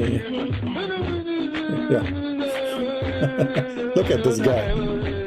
Subhanallah, Subhanallah, brother, Subhanallah. Alhamdulillah. Yeah. Yeah. So this is Sufism. It's a stupid, you know. They are, you know, because their religion is dead. There is no music. There's no art. When they say to you Islamic art, what Islamic art is about making straight lines. They cannot draw even a plant. You cannot draw a tree. It's haram. And every country, they have their own like fiction Sufism. Like as an example, if you go to Chechnya, you will see this, you know, in Chechnya.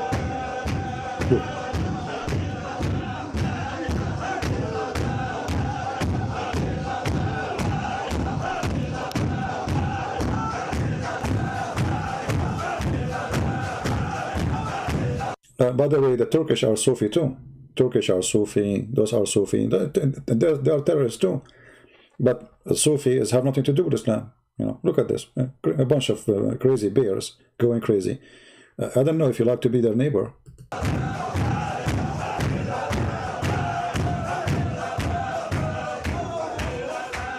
Yeah. It's like, you know, the ants, when the ants, they go around, you know, when the ants, they go around, like around something, and I don't know why the ants do it, but look at this, and what is this, you know? And then they start running, and they start jumping, and then they slow down, and they start hitting down. And look at this, what is this? You tell me, yeah, you know? And then they are so close to each other, and they suddenly, one of them, he stopped, they stop. You know, the leader, he stopped, like, you know, and look now. What is this? It's like zombie, you know, zombie? This is zombie. Look, even if they are walking like zombie.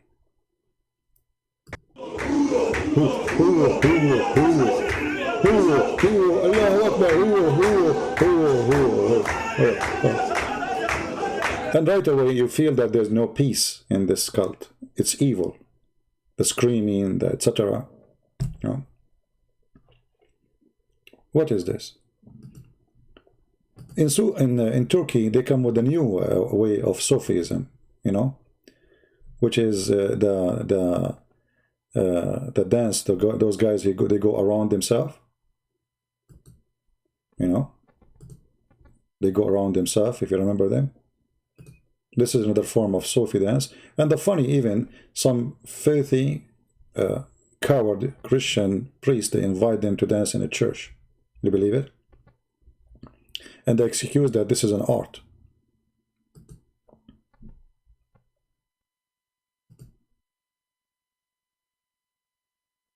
Look at this. Yeah, shake it or break it. Yeah. This is the start, you know, and then the dance will start, the music will start, and yeah, look at this. What is it? It's like being hypnotized, you know, like just losing yourself, be crazy. But all of this have a reason, because Islam is anti-music. Islam is empty. There's no spiritual. Those people, they've been forced to convert to Islam and trying to replace what is missing with something.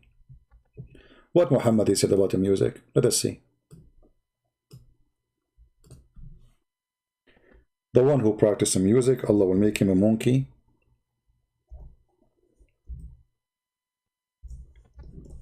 And the ground even will swallow him. The mountains will fall on him. You see it?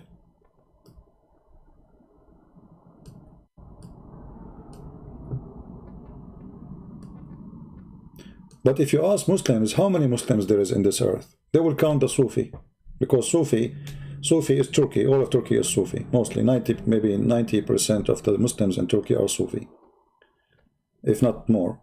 You know, you go to Azerbaijan, you know, they are Shia. They count them. You go to Iran, they count them, but they are Shia. But if you ask a Muslim Sunni, is Shia Muslim? They will say no. Is the Sufi Muslim? They will say no. Is the Ahmadiyya Muslim? They will say no. But you ask them how many Muslims, they count all of them. You know what I mean? You ask them how many Muslims there's in the world, they will say to you, like the number now, every 2 weeks they have given you a number, 1.6. Now they will say 1.28. In 2 weeks from now, they will say 2 billions. Just wait. By the next year, they will say we are 3 billions.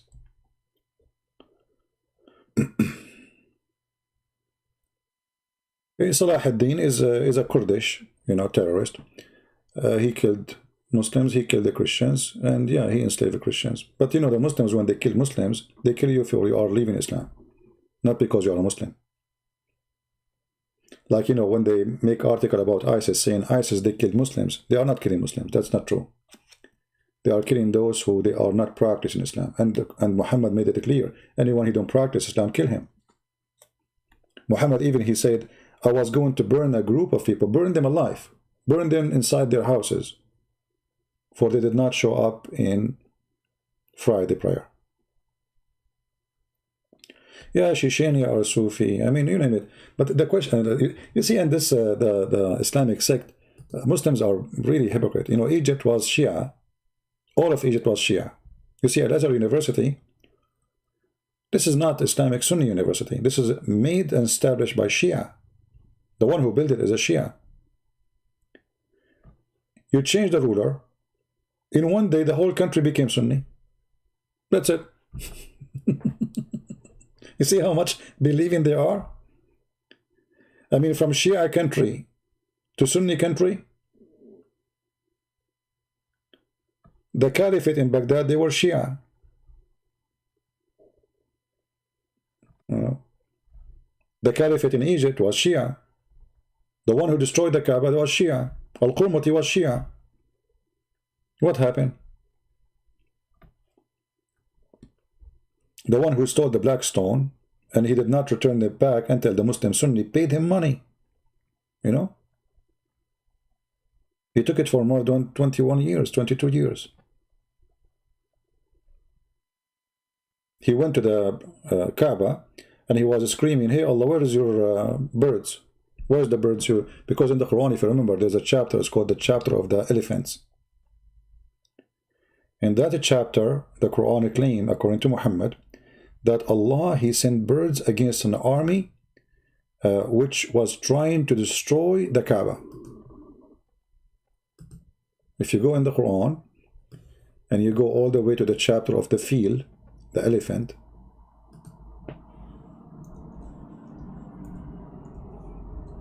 so this guy, he went to the Kaaba and he exposed Muhammad in his lies, and he's a Shia. His name is Al-Qurmuti. He destroyed the Kaaba. He stand in the top of the stones of the Kaaba, and he was screaming to Allah, says, hey Allah, where is your elephants? Where is the elephants? Huh? That's why even Muslim books, they say at that time, the major number of Muslims, they left Islam after they saw what happened. And this guy, he did it on purpose. He did destroy the Kaaba to show them that Muhammad is a fraud, Islam is a lie.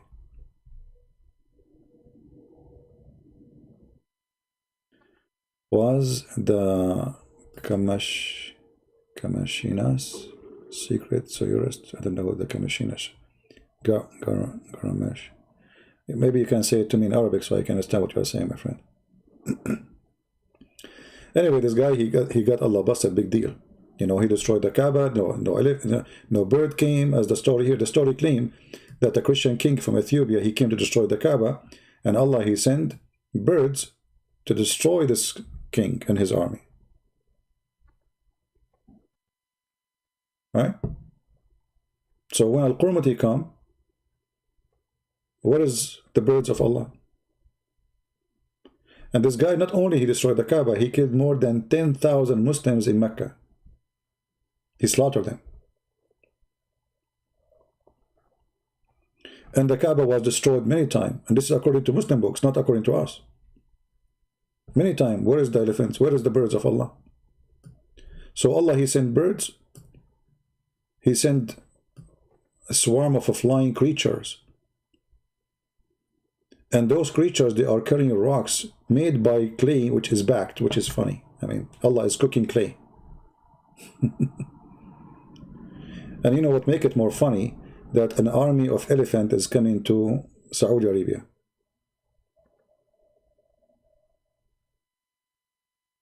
Oh, you mean the Qaramita, the Qaramita. Oh, okay, your English is making it... yeah, Al-Qaramita. Yeah, they even established their own state. But anyway, so all the story is fiction. You cannot take an elephant to the desert of Saudi Arabia because it's impossible. Elephant, he need at least 600 liters of water a day. He need to spray himself. He need to cool himself. He cannot walk in the heat for long. Elephant, they don't sweat. They are not the same as the camel. The camel, actually, I mean, the camel, they have their system. But elephant, they cannot survive in a desert unless there is water. They can jump inside the water during daytime, or at least go under the trees. An elephant in the desert, it's impossible. His skin will be ripped off from the heat. Literally. His skin will, you know, the reason elephant, they spray water on them, you see them in the zoo. Or if you watch like a live camera in Africa, there's an page on YouTube, it's called Africam, I think. Most of the time I put it in my screen because it's have really wild animals. They come giraffe and birds, very big. The sound of the birds is nice. So you will see that the elephants, they have to spray themselves always in the daytime. For their system doesn't work. They don't have a cooling system. What did Muhammad say about Christmas? He said nothing, which is weird. Nothing.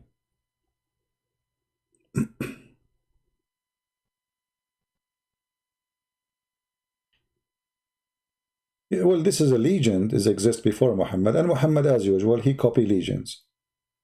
You know, the biggest chapter of legends, if you want to read about legends, where Muhammad, he get himself busted badly, if you go to chapter 18 in the Quran, that is the best. And then you can go to chapter 27, the chapter of the ant, which is very funny too. But this chapter, I believe, if you want to convince anyone that Muhammad is nothing but a fraud, let him read that chapter and read the interpretation.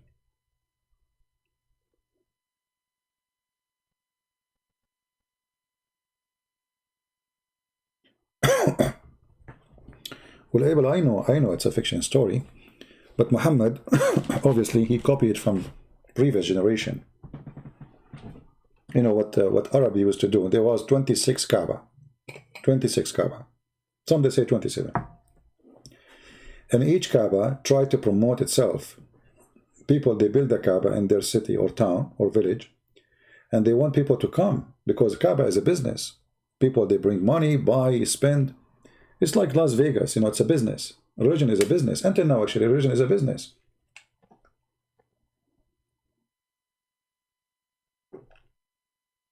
There's many, they practice religion as a business, even from those who call themselves Christians. You will see a priest, he will not go to the funeral unless you pay him. Well, the guy is dead, he will not even pray on you. You have to pay him first. He's doing business like Muhammad.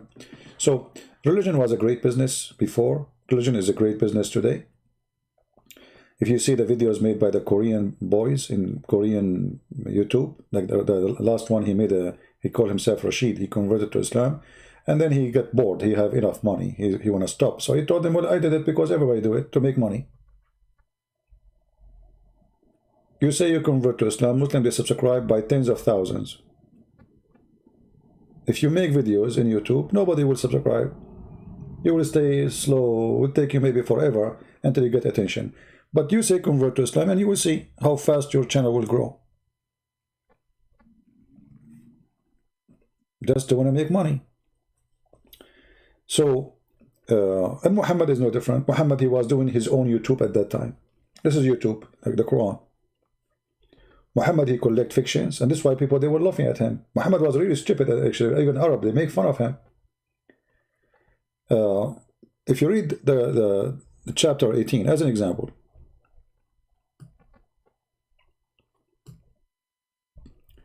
speaking about people of the cave. What is the people of the cave story? You can go right now and search for the 7 sleepers. This is a Christian story written by a Christian priest from Syria. He wrote a story, fiction story for the youth, saying to them, today you are discriminated, future is good. This is the purpose of the story. That a king, he chased youth, Christian youth, and God, he sent an angel. He opened his arms in the front of the cave. He blinded the soldiers from seeing the cave, and then he protected. And then they slept for 300 years. And after 300 years, they come up, and the king is gone. The war is changed. Everybody became Christian. It's a fiction story. Muhammad, he took it, he put it in the Quran.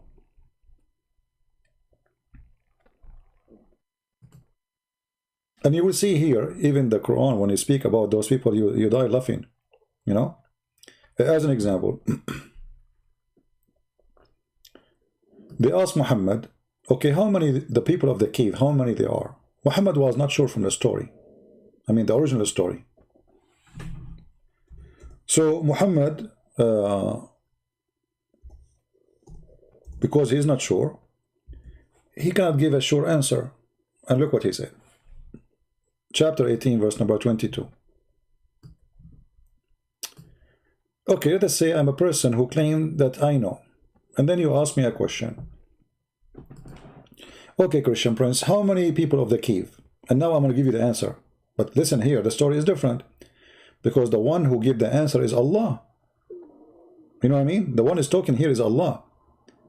The question was given to Muhammad, but the one is answering is Allah himself. So there's no point of saying some they say, some they say. Look at the answer. Some will say there are 3 and their dog is number 4. And some, they say their dog, there are 5 and their dog is number 6. Guessing at random. And some, they say they are 7 and their dog is number 8. And now Allah will give you the answer. Look at the answer. Okay, Muhammad, say to them, Allah knows best of their number.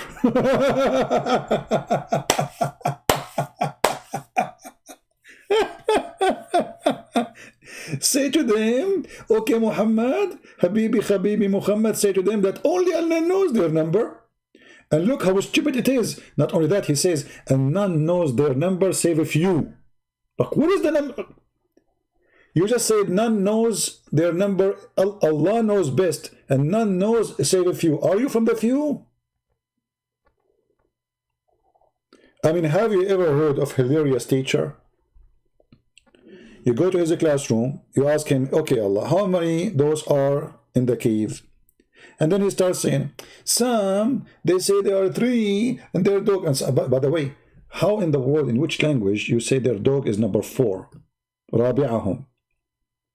Even in English, you cannot say that, because he's a dog, supposedly. He's a dog. You do not add dog to the numbers. I mean, have you ever heard of saying, I saw 3 men and the 4th their dog? That doesn't work, because he's not a man. You say 3 men and 1 dog. And not number 4 is the, you know, Mr. the dog Jerry. So he doesn't know the number, and he's afraid to say the number, so they will get him busted, because this is the purpose of the question. How many they are? They want to see how much he knew. And because you do not know, so he have to give them all the options, and Allah knows best. And only few, brother, they knew the answer. Okay, what is the answer? Look, none knows theirs, them save a few.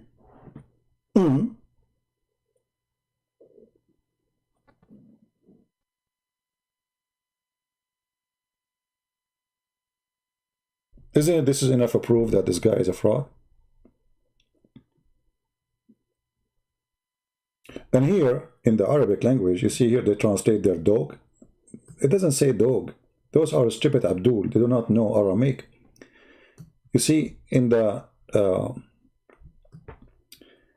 original Quran, it was kali'ahum, not kalbahum. Kali'ahum, their protector, their provider, which is supposedly from the original story, is an angel. Kali'ahum. So this angel, he is their provider, their protector, not a dog. Islam considers dogs are filthy. Since when the dog is something holy in the Quran? Isn't Muhammad said the one who have a dog, Allah will take from his deed? Suddenly the dog is in the Quran.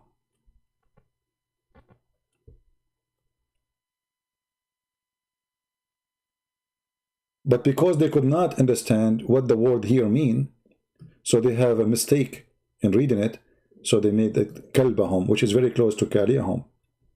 Actually, I believe if you go and read the interpretation,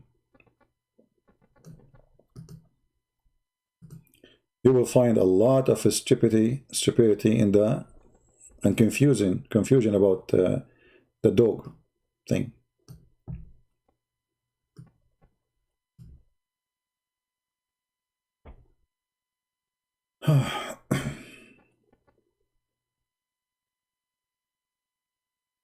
Let us see.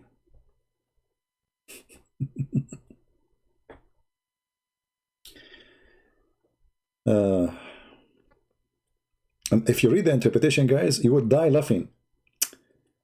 You will die laughing. And they are saying like, and you know, the purpose of this is to guess. What? The purpose of this is to guess. Let's see. I will try to find it. Maybe I will make some special video about this. Yeah, and their dog. And not only that, actually. You see, if you go in the Quran, because this is not a dog, it says that he opened his two arms. ذراعيه. Have you ever heard of a dog have two arms?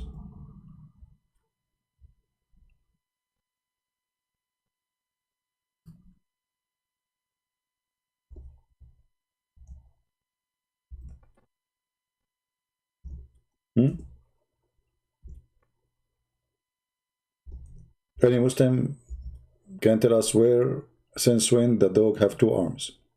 How many arms the dogs have?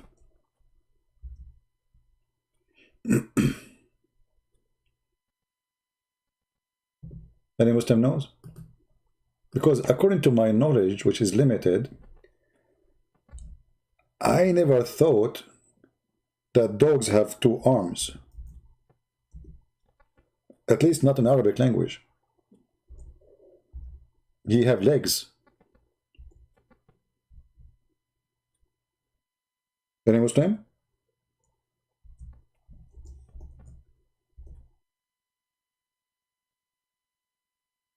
Anyone? How the dog he opened his two arms?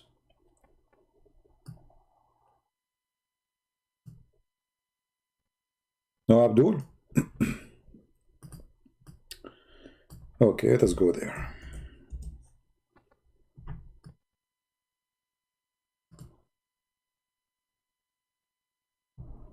Look at this. Because they understood the word angel wrong. The angel is an angel, not a dog, you idiot. So it says here, and their dog stretching out his paws. It doesn't say that. This is false translation. It says his two arms. ذراعيه. باسط ذراعيه. So if you change the translation, this is Yusuf Ali, or this is Biktar. Let us see Hilali and Khan as an example.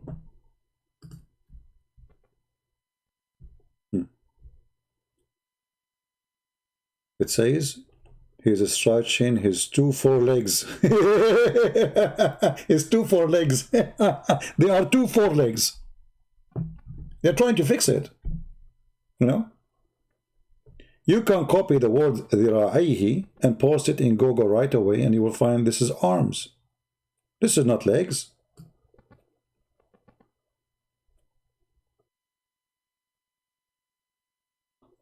But because they are stupid, they could not understand the Quran language, which is obviously taken from the Aramaic. He was saying their angel. So the angel turned into their dog. And this is explained why the Quran is saying here that he is opening his two arms. This is the angel. He blocked the cave. This is what the story is saying. So he opened his arms, blocking the cave, so the army was chasing those seven sleepers. They cannot go in.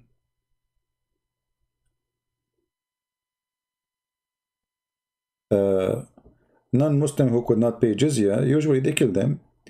But in some places, when the king, let us say, he need money, he accepts jizya even from non-Muslims, depending on what they want.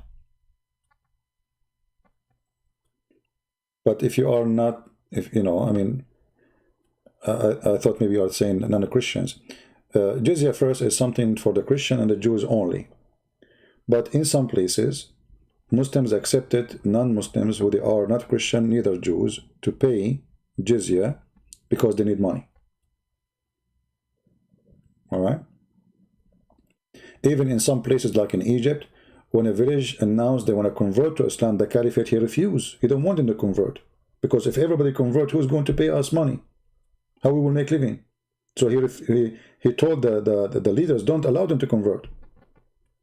We don't want them to convert. They have to stay Christian and pay jizya. You know what I mean? Those people are poor, they cannot pay. So they said to themselves, okay, you know what, let us convert, forget it. You know, we will worship our God in secret. So he knew that they are trying to get rid of the jizya, so he refused. He want money. There's tons of hadith about jizya.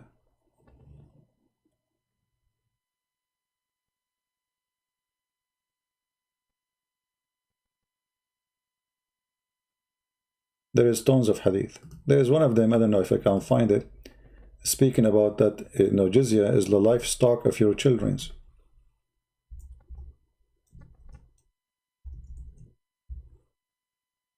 Maybe I will try to find it.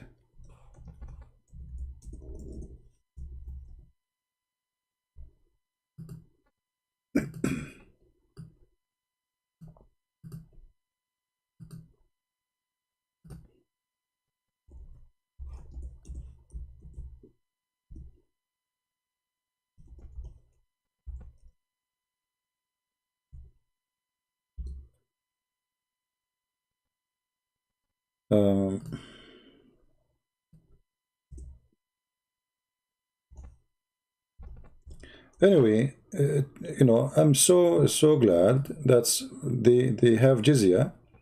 Otherwise, all the Christian in the Middle East, either they are dead or they will convert.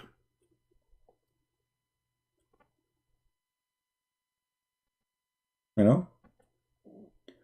But because Muhammad, he was a filthy, you know, money worshipper, so he wanted, if you go in the Quran, even when the Quran says about the jizya, it says it clearly, if you are afraid from being poor, Allah will enrich you. You know? The purpose was for the jizya is to enrich you.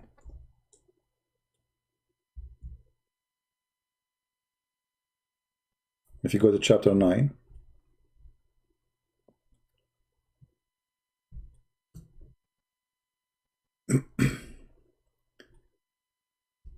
and then here you will find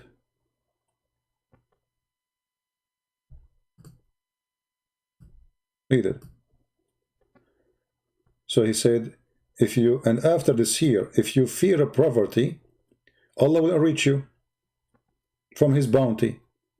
The verse after it right away says, go and kill them and make them pay jizya. So the jizya was a way to make living for the Muslims. They are terrorists who have no business to do. They don't know how to make money. Or even they are outlaw criminals. And okay, now we took over. What we would do next? We killed all the Jews, and the Christians run away. So what we will do? Oh, we chase them. We go after them. Don't worry, you will make money. So because Muhammad, he loved money, I am still now Christian. That's the truth. And the one who keep paying the money to survive is the true believers. The one who is weak, he converted. Because not everybody will stay, he accept all this discrimination, all this humiliation, all this garbage on you. There's a video, I will try to find it. A Muslim sheikh, he's telling the Muslims, making fun of the Christians. He says, imagine in the time of the Caliphate, a Christian, he cannot even ride a donkey facing the street. He have to face the ass of the bottom of the donkey, which means you turn your back to the head of the donkey. So your son will ask you, hey dad, why you are not facing the street normally and you are facing the bum of the donkey? You say, Christian, we are Christian. You know, son, we are Christian. We cannot ride the donkey like everybody. He's proud about it. This is how Muslims, they were able to transform nations from their belief into Islam. Either you pay, or you die, or you convert.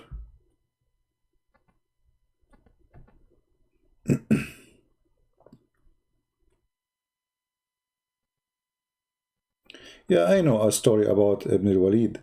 He cooked a Muslim man and he raped his wife and he ate him. Yeah, all of them, they are terrorists.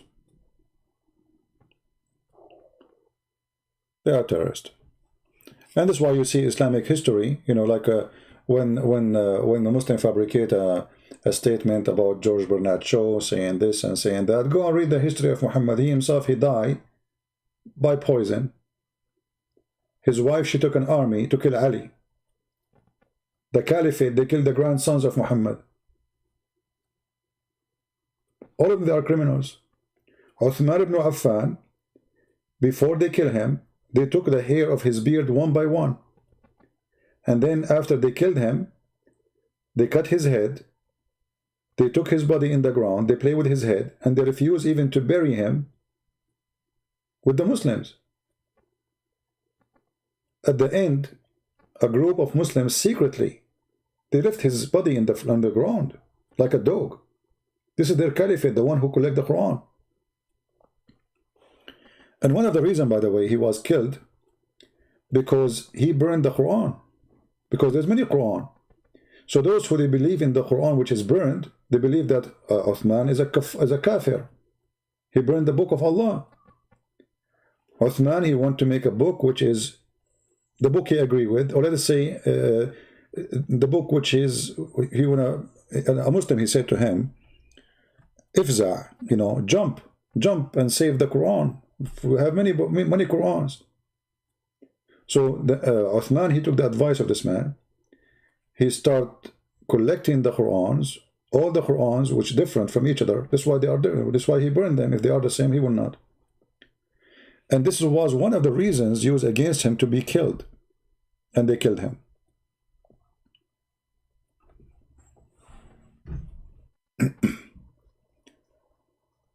Any other question?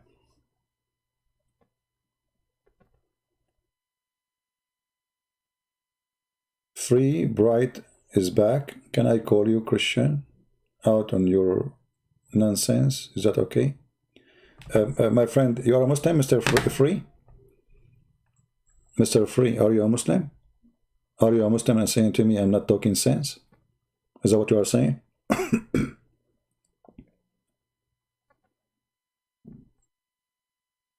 Free Brit, are you a Muslim, my friend?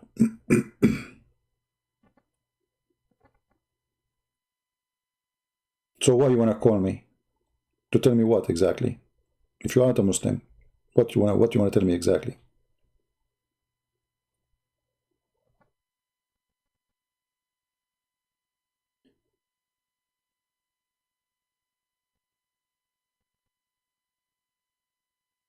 No, the one who became a slave usually is the one already they captured them in the war, you know. And it's possible that, you know, you don't pay, they can depend. You see, the jizya is to stay the way you are. You don't pay it, they are free, they own you. They can kill you, they can enslave you, they can rape you, they can do whatever they want. But usually, you die. Or they will make money off you by selling you somewhere.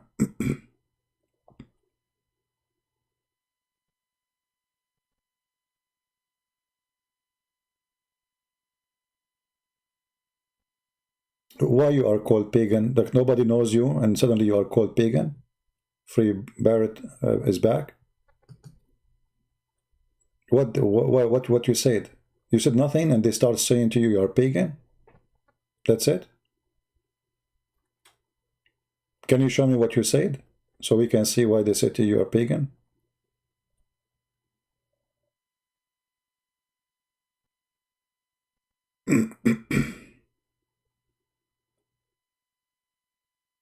Are you there? See, I'm trying to see what your point is, otherwise I will block you myself if you are just here coming to disturb us.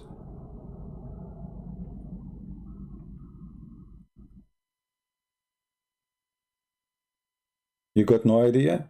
Oh, okay, well, here we go. As long as you got no idea, that means you are just seeking attention. Take care. Next time, come here, come with your parents.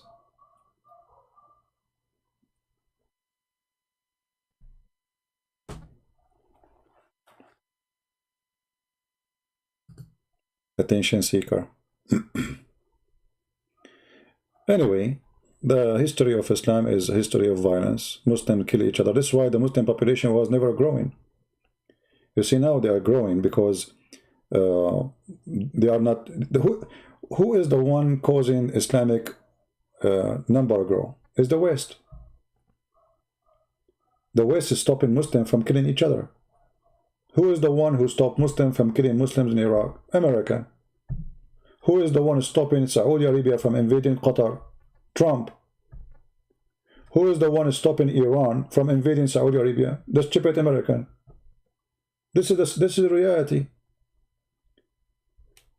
Before those stupid Western governments come to exist,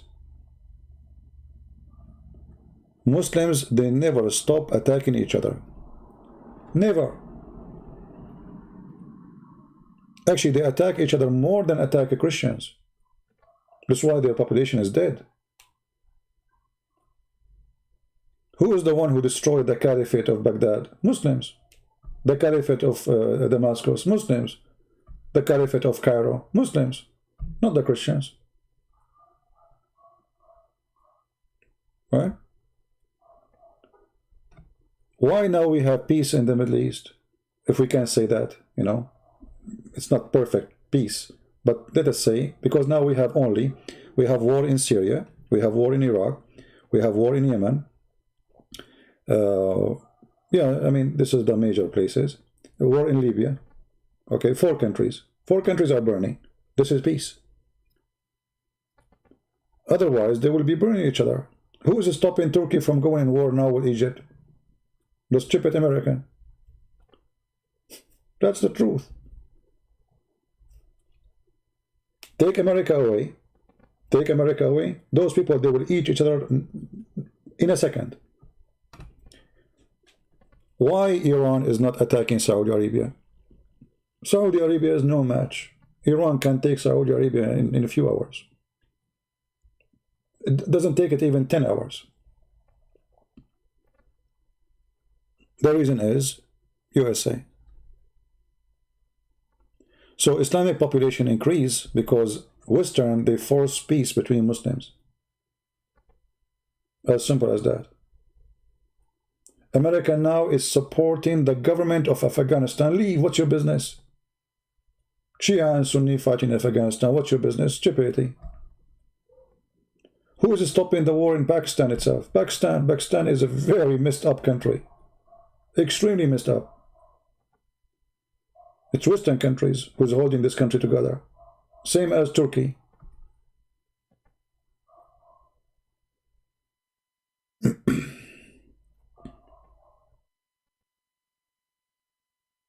Uh,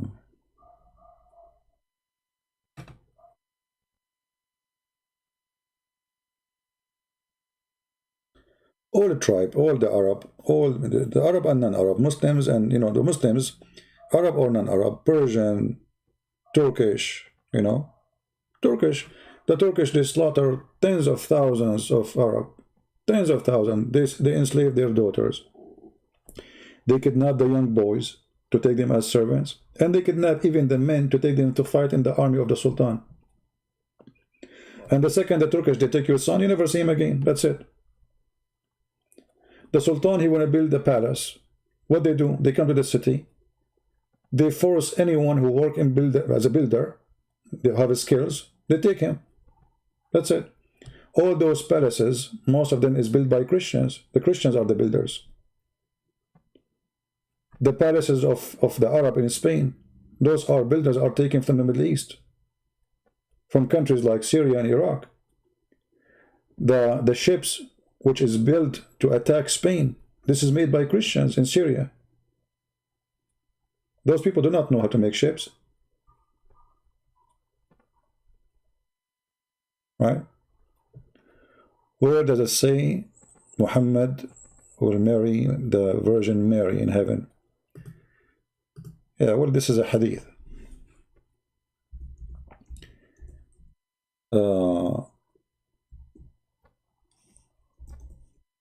Let me see, find it for you.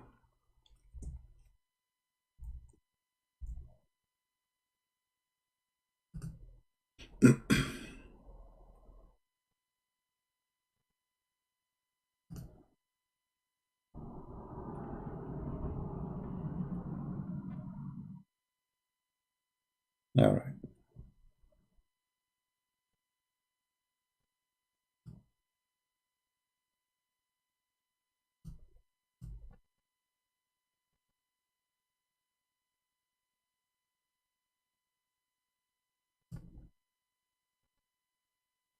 I will post for you the link. You can use Google Translation, or I can use Google Translation. But let me post for you the link first.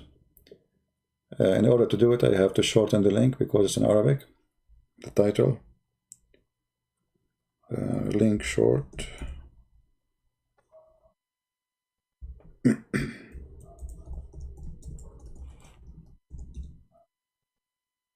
All right.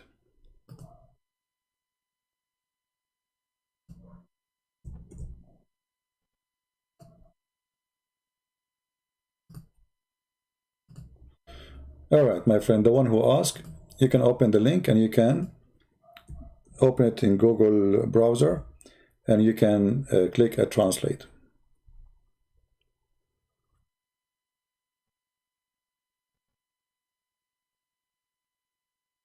American president, past, present, had deals in many areas, okay, from Arab sheikhs under the table. We know that, what a big deal. I mean, you don't blame them, they use the Arab to make money from them. All right. Anyway, the one who asked me, I gave you the link. You can open the link and then you can use Google Translation to translate. Now here, this is the book Majma' al-Zawaid al-Haythami, volume number 9, page number 218. This is one of the reference, you know. And it says here, when Muhammad, he was dying, when Khadija, she was dying,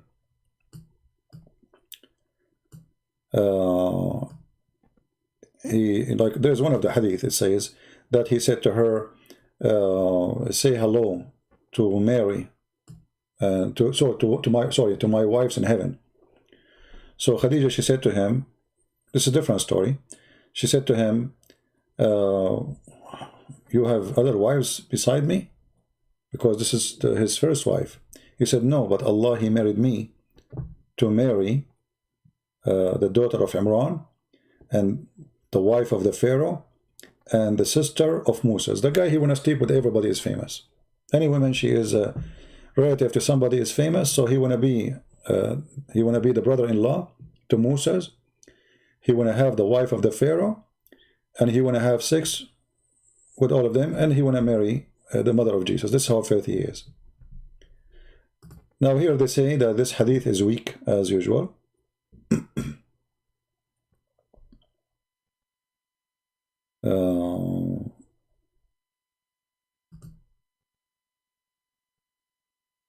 Let us see.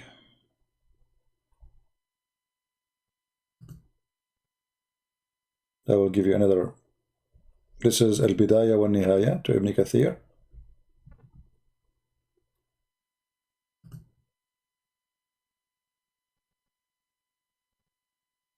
Let me give you the link. And you can use Google Translation too. All right. Where where Muhammad he got the information? There's Bibles which is not approved by the Christians. This is where the story is coming from. There's fiction Bible written way after, long time after Christ. Those Bibles are saying, if we can call them Bibles, saying those stories. Muhammad he got them from there. They call them the infinity. Infinity, and maybe I'm saying the word wrong. I posted the link. You did not see the link? What do you mean you didn't see the link? I posted the link. Let me post again.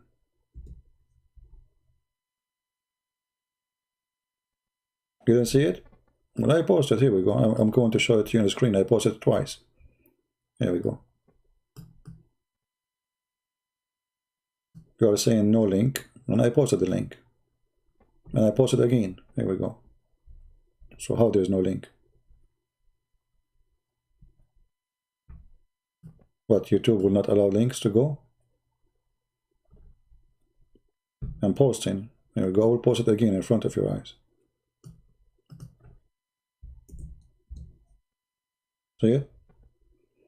There is something wrong with the YouTube, then they are not allowing link. Very weird. Well, I can post it under the info of the video, what I can do. Here we go. I will post it there. You can click at the video info and you will find the link. Anyway, it's in the info now. Click at the info, you will see it. And this is the book of Ibn Kathir, Al-Bidaya wa Nihaya.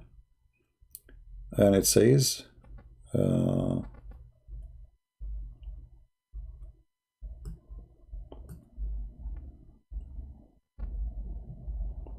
I can use Google Translation right in the front of our eyes. Google Translation. Oh, it's not translating. I think we need to go out of the script. Here we go, translate to English. The easiest way, try to search the word Mary or Maryam. So Khadija, when she was in her illness, he said to her, that's, say hello to my wives. She said, what wives? He said, oh, Allah, he told me he will marry me to those women. And he count for her. If you meet in your way, those women, say hello to them. He said to her, she said to him, did you marry before me? That's what you find in my books. He said, no, but Allah, he married me to Mary, the daughter of Imran. And Asiya, supposedly the wife of Pharaoh, and Kalthum, the sister of Moses. Even the name is given to the sister of Moses. I mean, those names, we don't know where he's getting from. But this is how sick this man is. He had mental illness. All famous women, he want to have them, he have like a kind of mental illness. He think he is the greatest and everybody have to sleep with him. So Allah promised him, even women who are not exist no more in this earth. Very filthy creature. It's a proof of mental illness.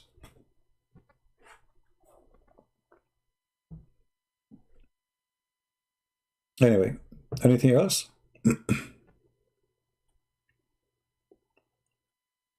Again, the one who won the link, you can find it in the info. You can find my books on Amazon.com.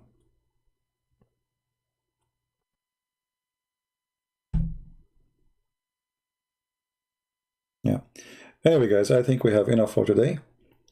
You see, we try to share with you as much information we can, but you know, we try to focus on one topic.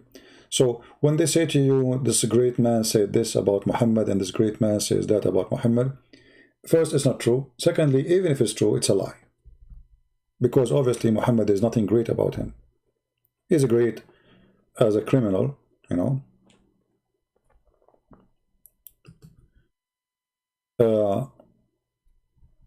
Prophet Idris. You see, if you type the word Idris in the Quran, you see the Muslims, they give you a translation for it. Let me show you. And then you need to ask yourself how the word Idris became that prophet. You know? Chapter 19, verse number 56. Look what they say to you. Enoch. See who's Idris? Then you ask yourself, okay, how Enoch became Idris? I mean, what's wrong with this man?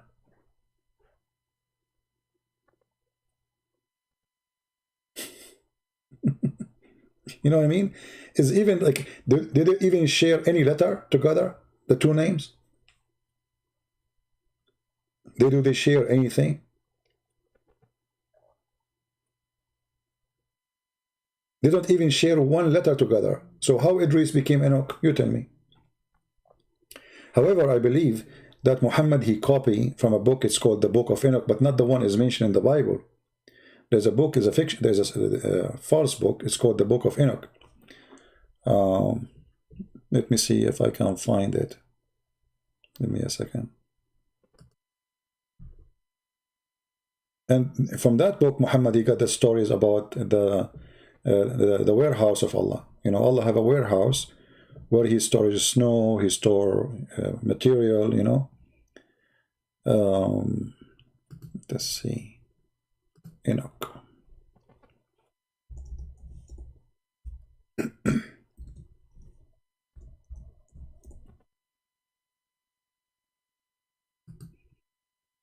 I'm trying to find it.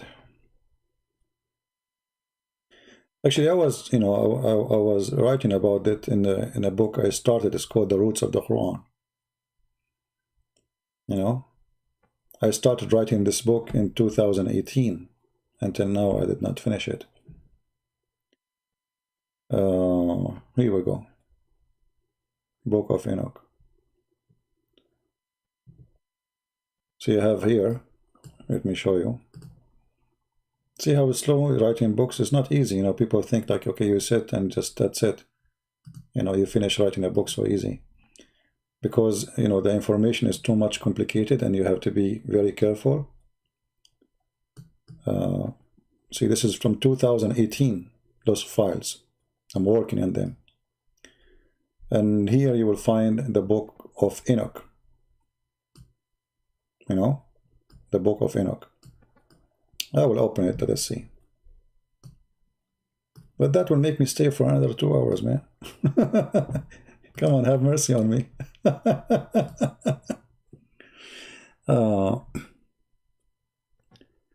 Why do you say that Enoch is a false book? I did not say Enoch false book. I said this is a false book of Enoch. This is not the true Enoch book. Focus when I say something. I said this is not the Enoch in the Bible. This is a different person. This is a different book. Now he will go and he will say, Christian Prince, he said Enoch is false. Here we go. Yeah, anyway. So this is the Book of Enoch. Let us see.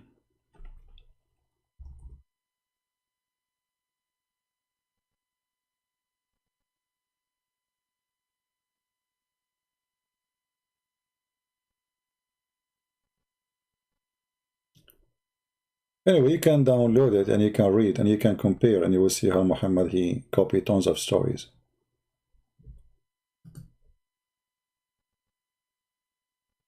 Right?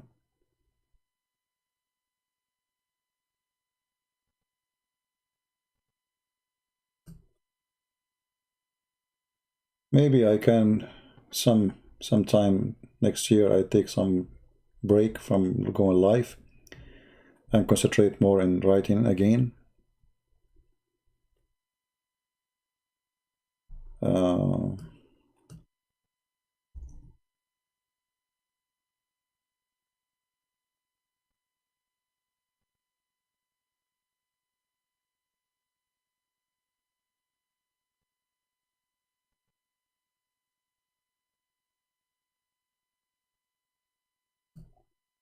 What I was reading is the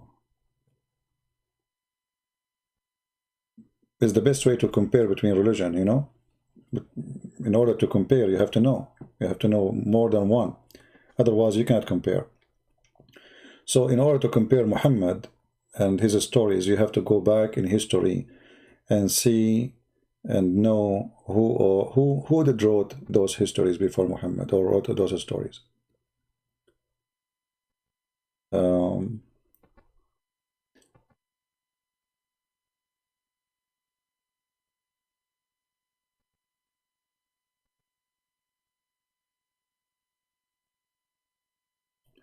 Yeah, you see here, like here, you see some ideas. You get some ideas. Like this is this chapter here.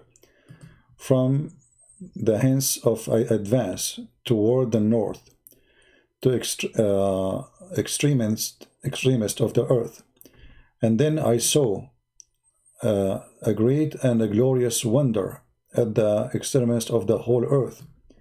I saw there was heavenly gates opening into the heaven, three of them distinctly separated. The northern winds proceed from them, blowing cold and hail, frost and snow, dew and rain. From one of the gates, you know, like if you are a person who knows very well Islam, then you will right away those images will come to your head, and you will be able to compare. But if you do not know much about Islam, you will see there is no connection. As an example, where Muhammad, he said that cold is coming from. Anyone knows? Anyone remember? Where cold is coming from, where heat is coming from?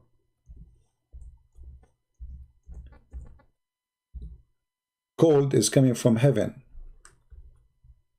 Allah,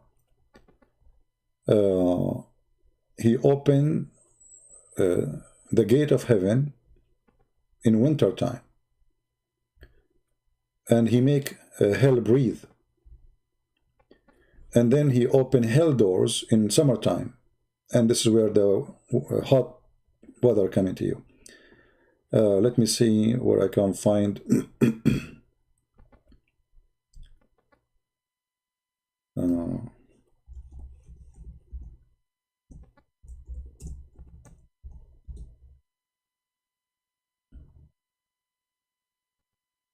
I'm trying to find the hadith.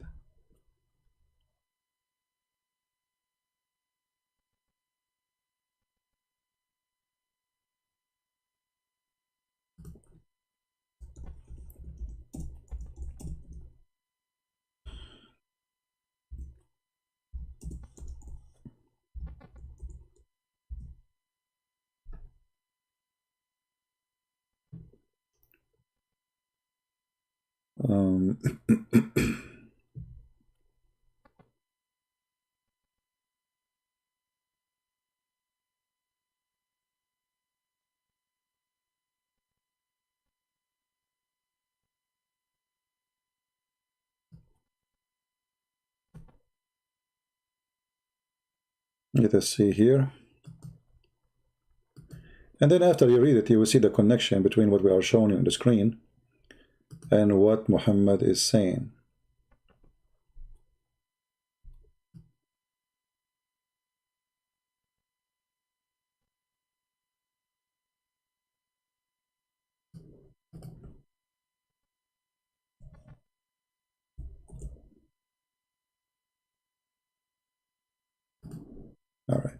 Let us see this one.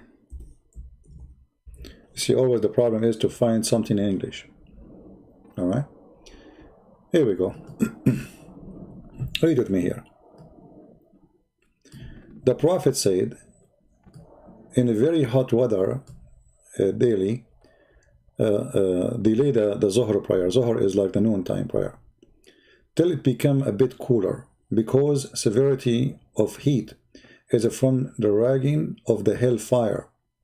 The hellfire complained to the Lord, saying, "O Lord, my parts are eating," or which means supposedly destroying one another. It's burning. So Allah, He allowed to take it to breathe, one in the winter and one in the summer. The breathe in the summer at the time when you feel the severest heat, and the breathe in the winter in the time when you feel the severe cold. So there's a gate in heaven, and Allah, He allowed the cool weather to come and breathe. Let us see here.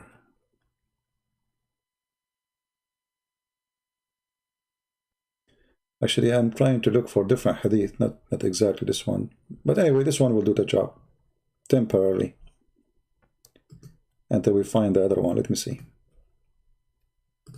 So always Muhammad, he copied his stories from somewhere.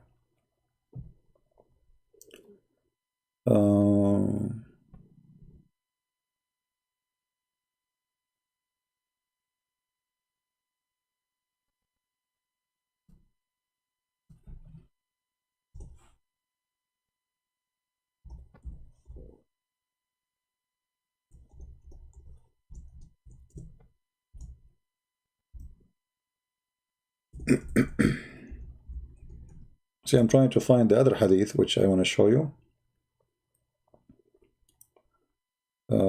Let's see.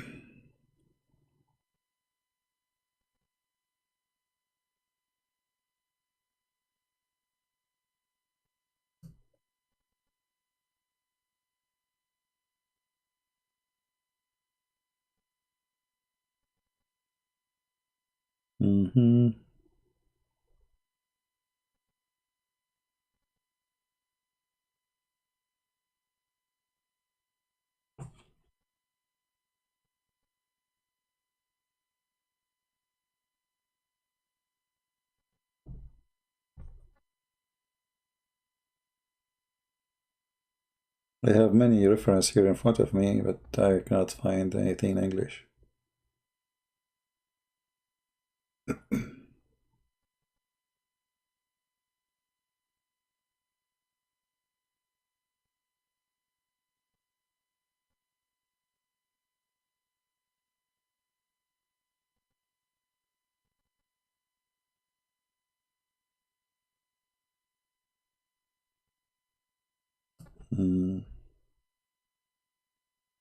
Well, I see only the same English ones I just gave you.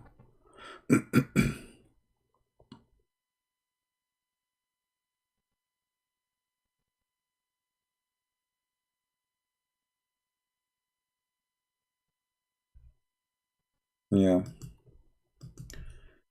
I cannot find anything except this.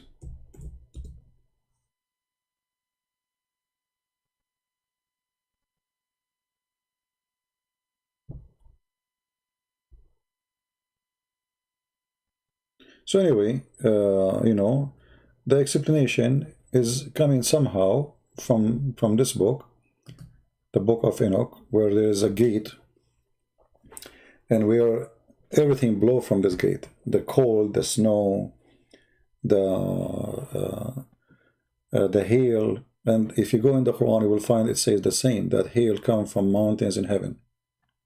Allah, He break from mountains in heaven, hail.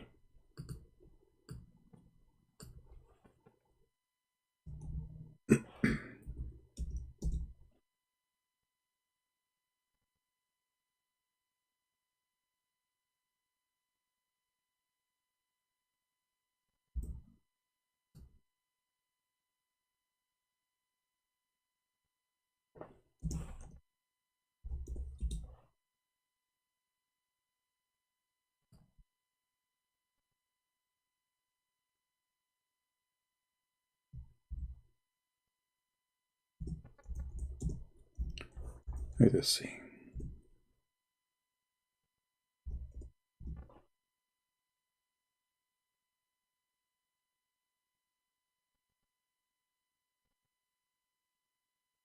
Here the translation, they try to make it like, look like there's he sent down from sky hail like mountains. Doesn't say like, it says from mountains, not like mountains. From mountains. Where is mountains in heaven? This is what it says in the book of Enoch. Now for sure that will appear again in different place, the story about hail, like not only in this page.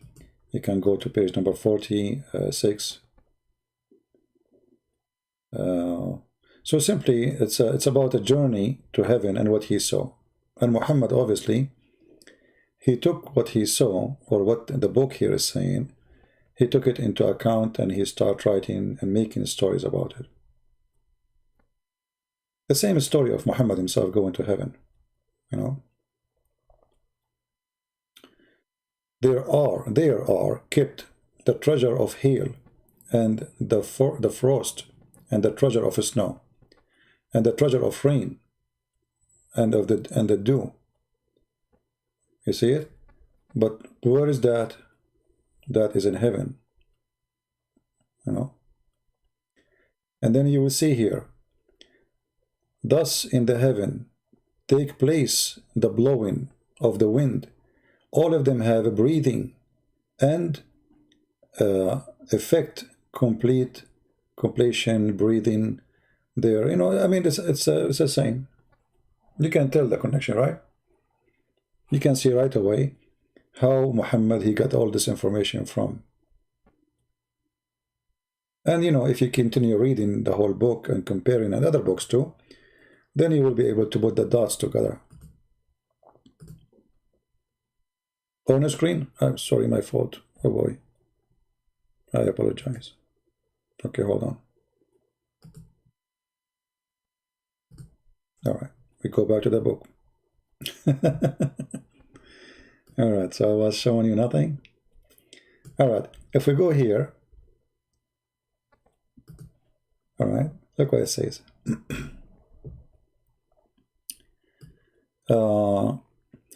Thus in the heaven take place the blowing of the winds. All of them have breathing and effect, complete combination of a breathing. There are the treasures of thunder are kept, and splendor of lighting. And then he continued here.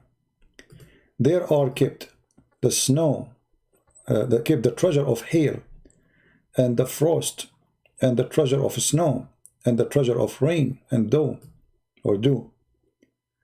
You go here, it says exactly the same. The only difference is the translation is false to make it look different. It says clearly he sent down from mountains. In heaven there's mountains. And then if you go, I mean, the more you compare, the more you see how much he is copying, right?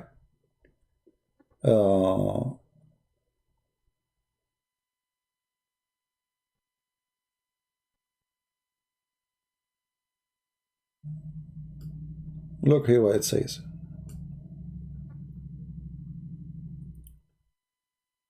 Like you can go to page number 46.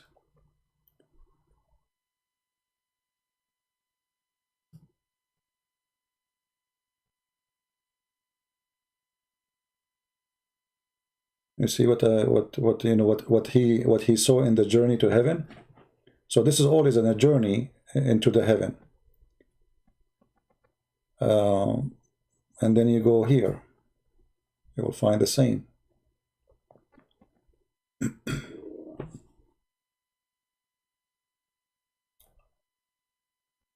And then you go here.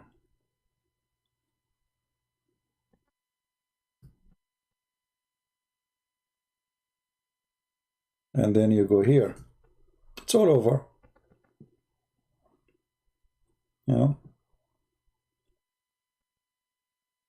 And this is all in the third gate.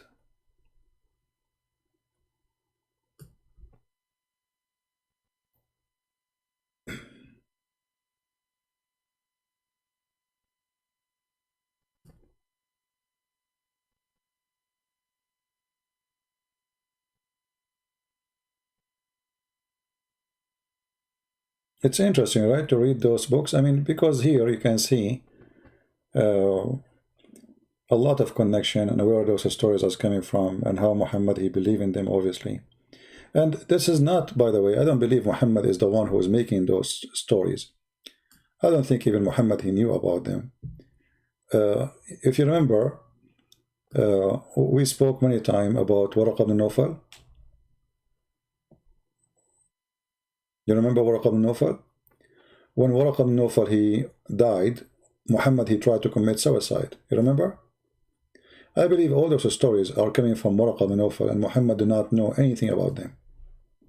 That's why when they ask him questions, he don't know what to say.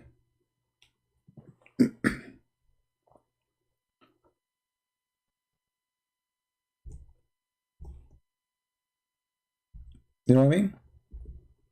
Oh, it says my mouse battery is dying. So I better finish before I lose connection of my computer, and then I will stay live forever. My battery connection is dying. I get message now from my in the screen. So I better go, guys. Sorry. Mouse battery very low. I apologize. All right. We will continue tomorrow. All right. I apologize. If I don't click now end, I will lose my my ability to click end, and then it will stay live, and I am not here. All right, guys. We continue tomorrow. You know, we start with a new topic maybe, or we continue. We will see. I don't know. I can keep this video, but I don't know if it's long. You see, I try to make them short, but what I can do. I don't know what to do. I need to control how long I stay, so people can download it easy. This is 2 hours and 48 minutes. I mean, how in the world people they can work with this video? I have to delete it now. Anyway, guys, I want to say thank you very much. Anyway, I'm losing my voice. It's getting cold here, and my heater is off to avoid the noise. Thank you, and I hope tomorrow the Lord will give us a chance to talk to you again, and we will be able to teach you more. Thank you very much. May the Lord bless you, and see you soon again. Take care. Bye-bye.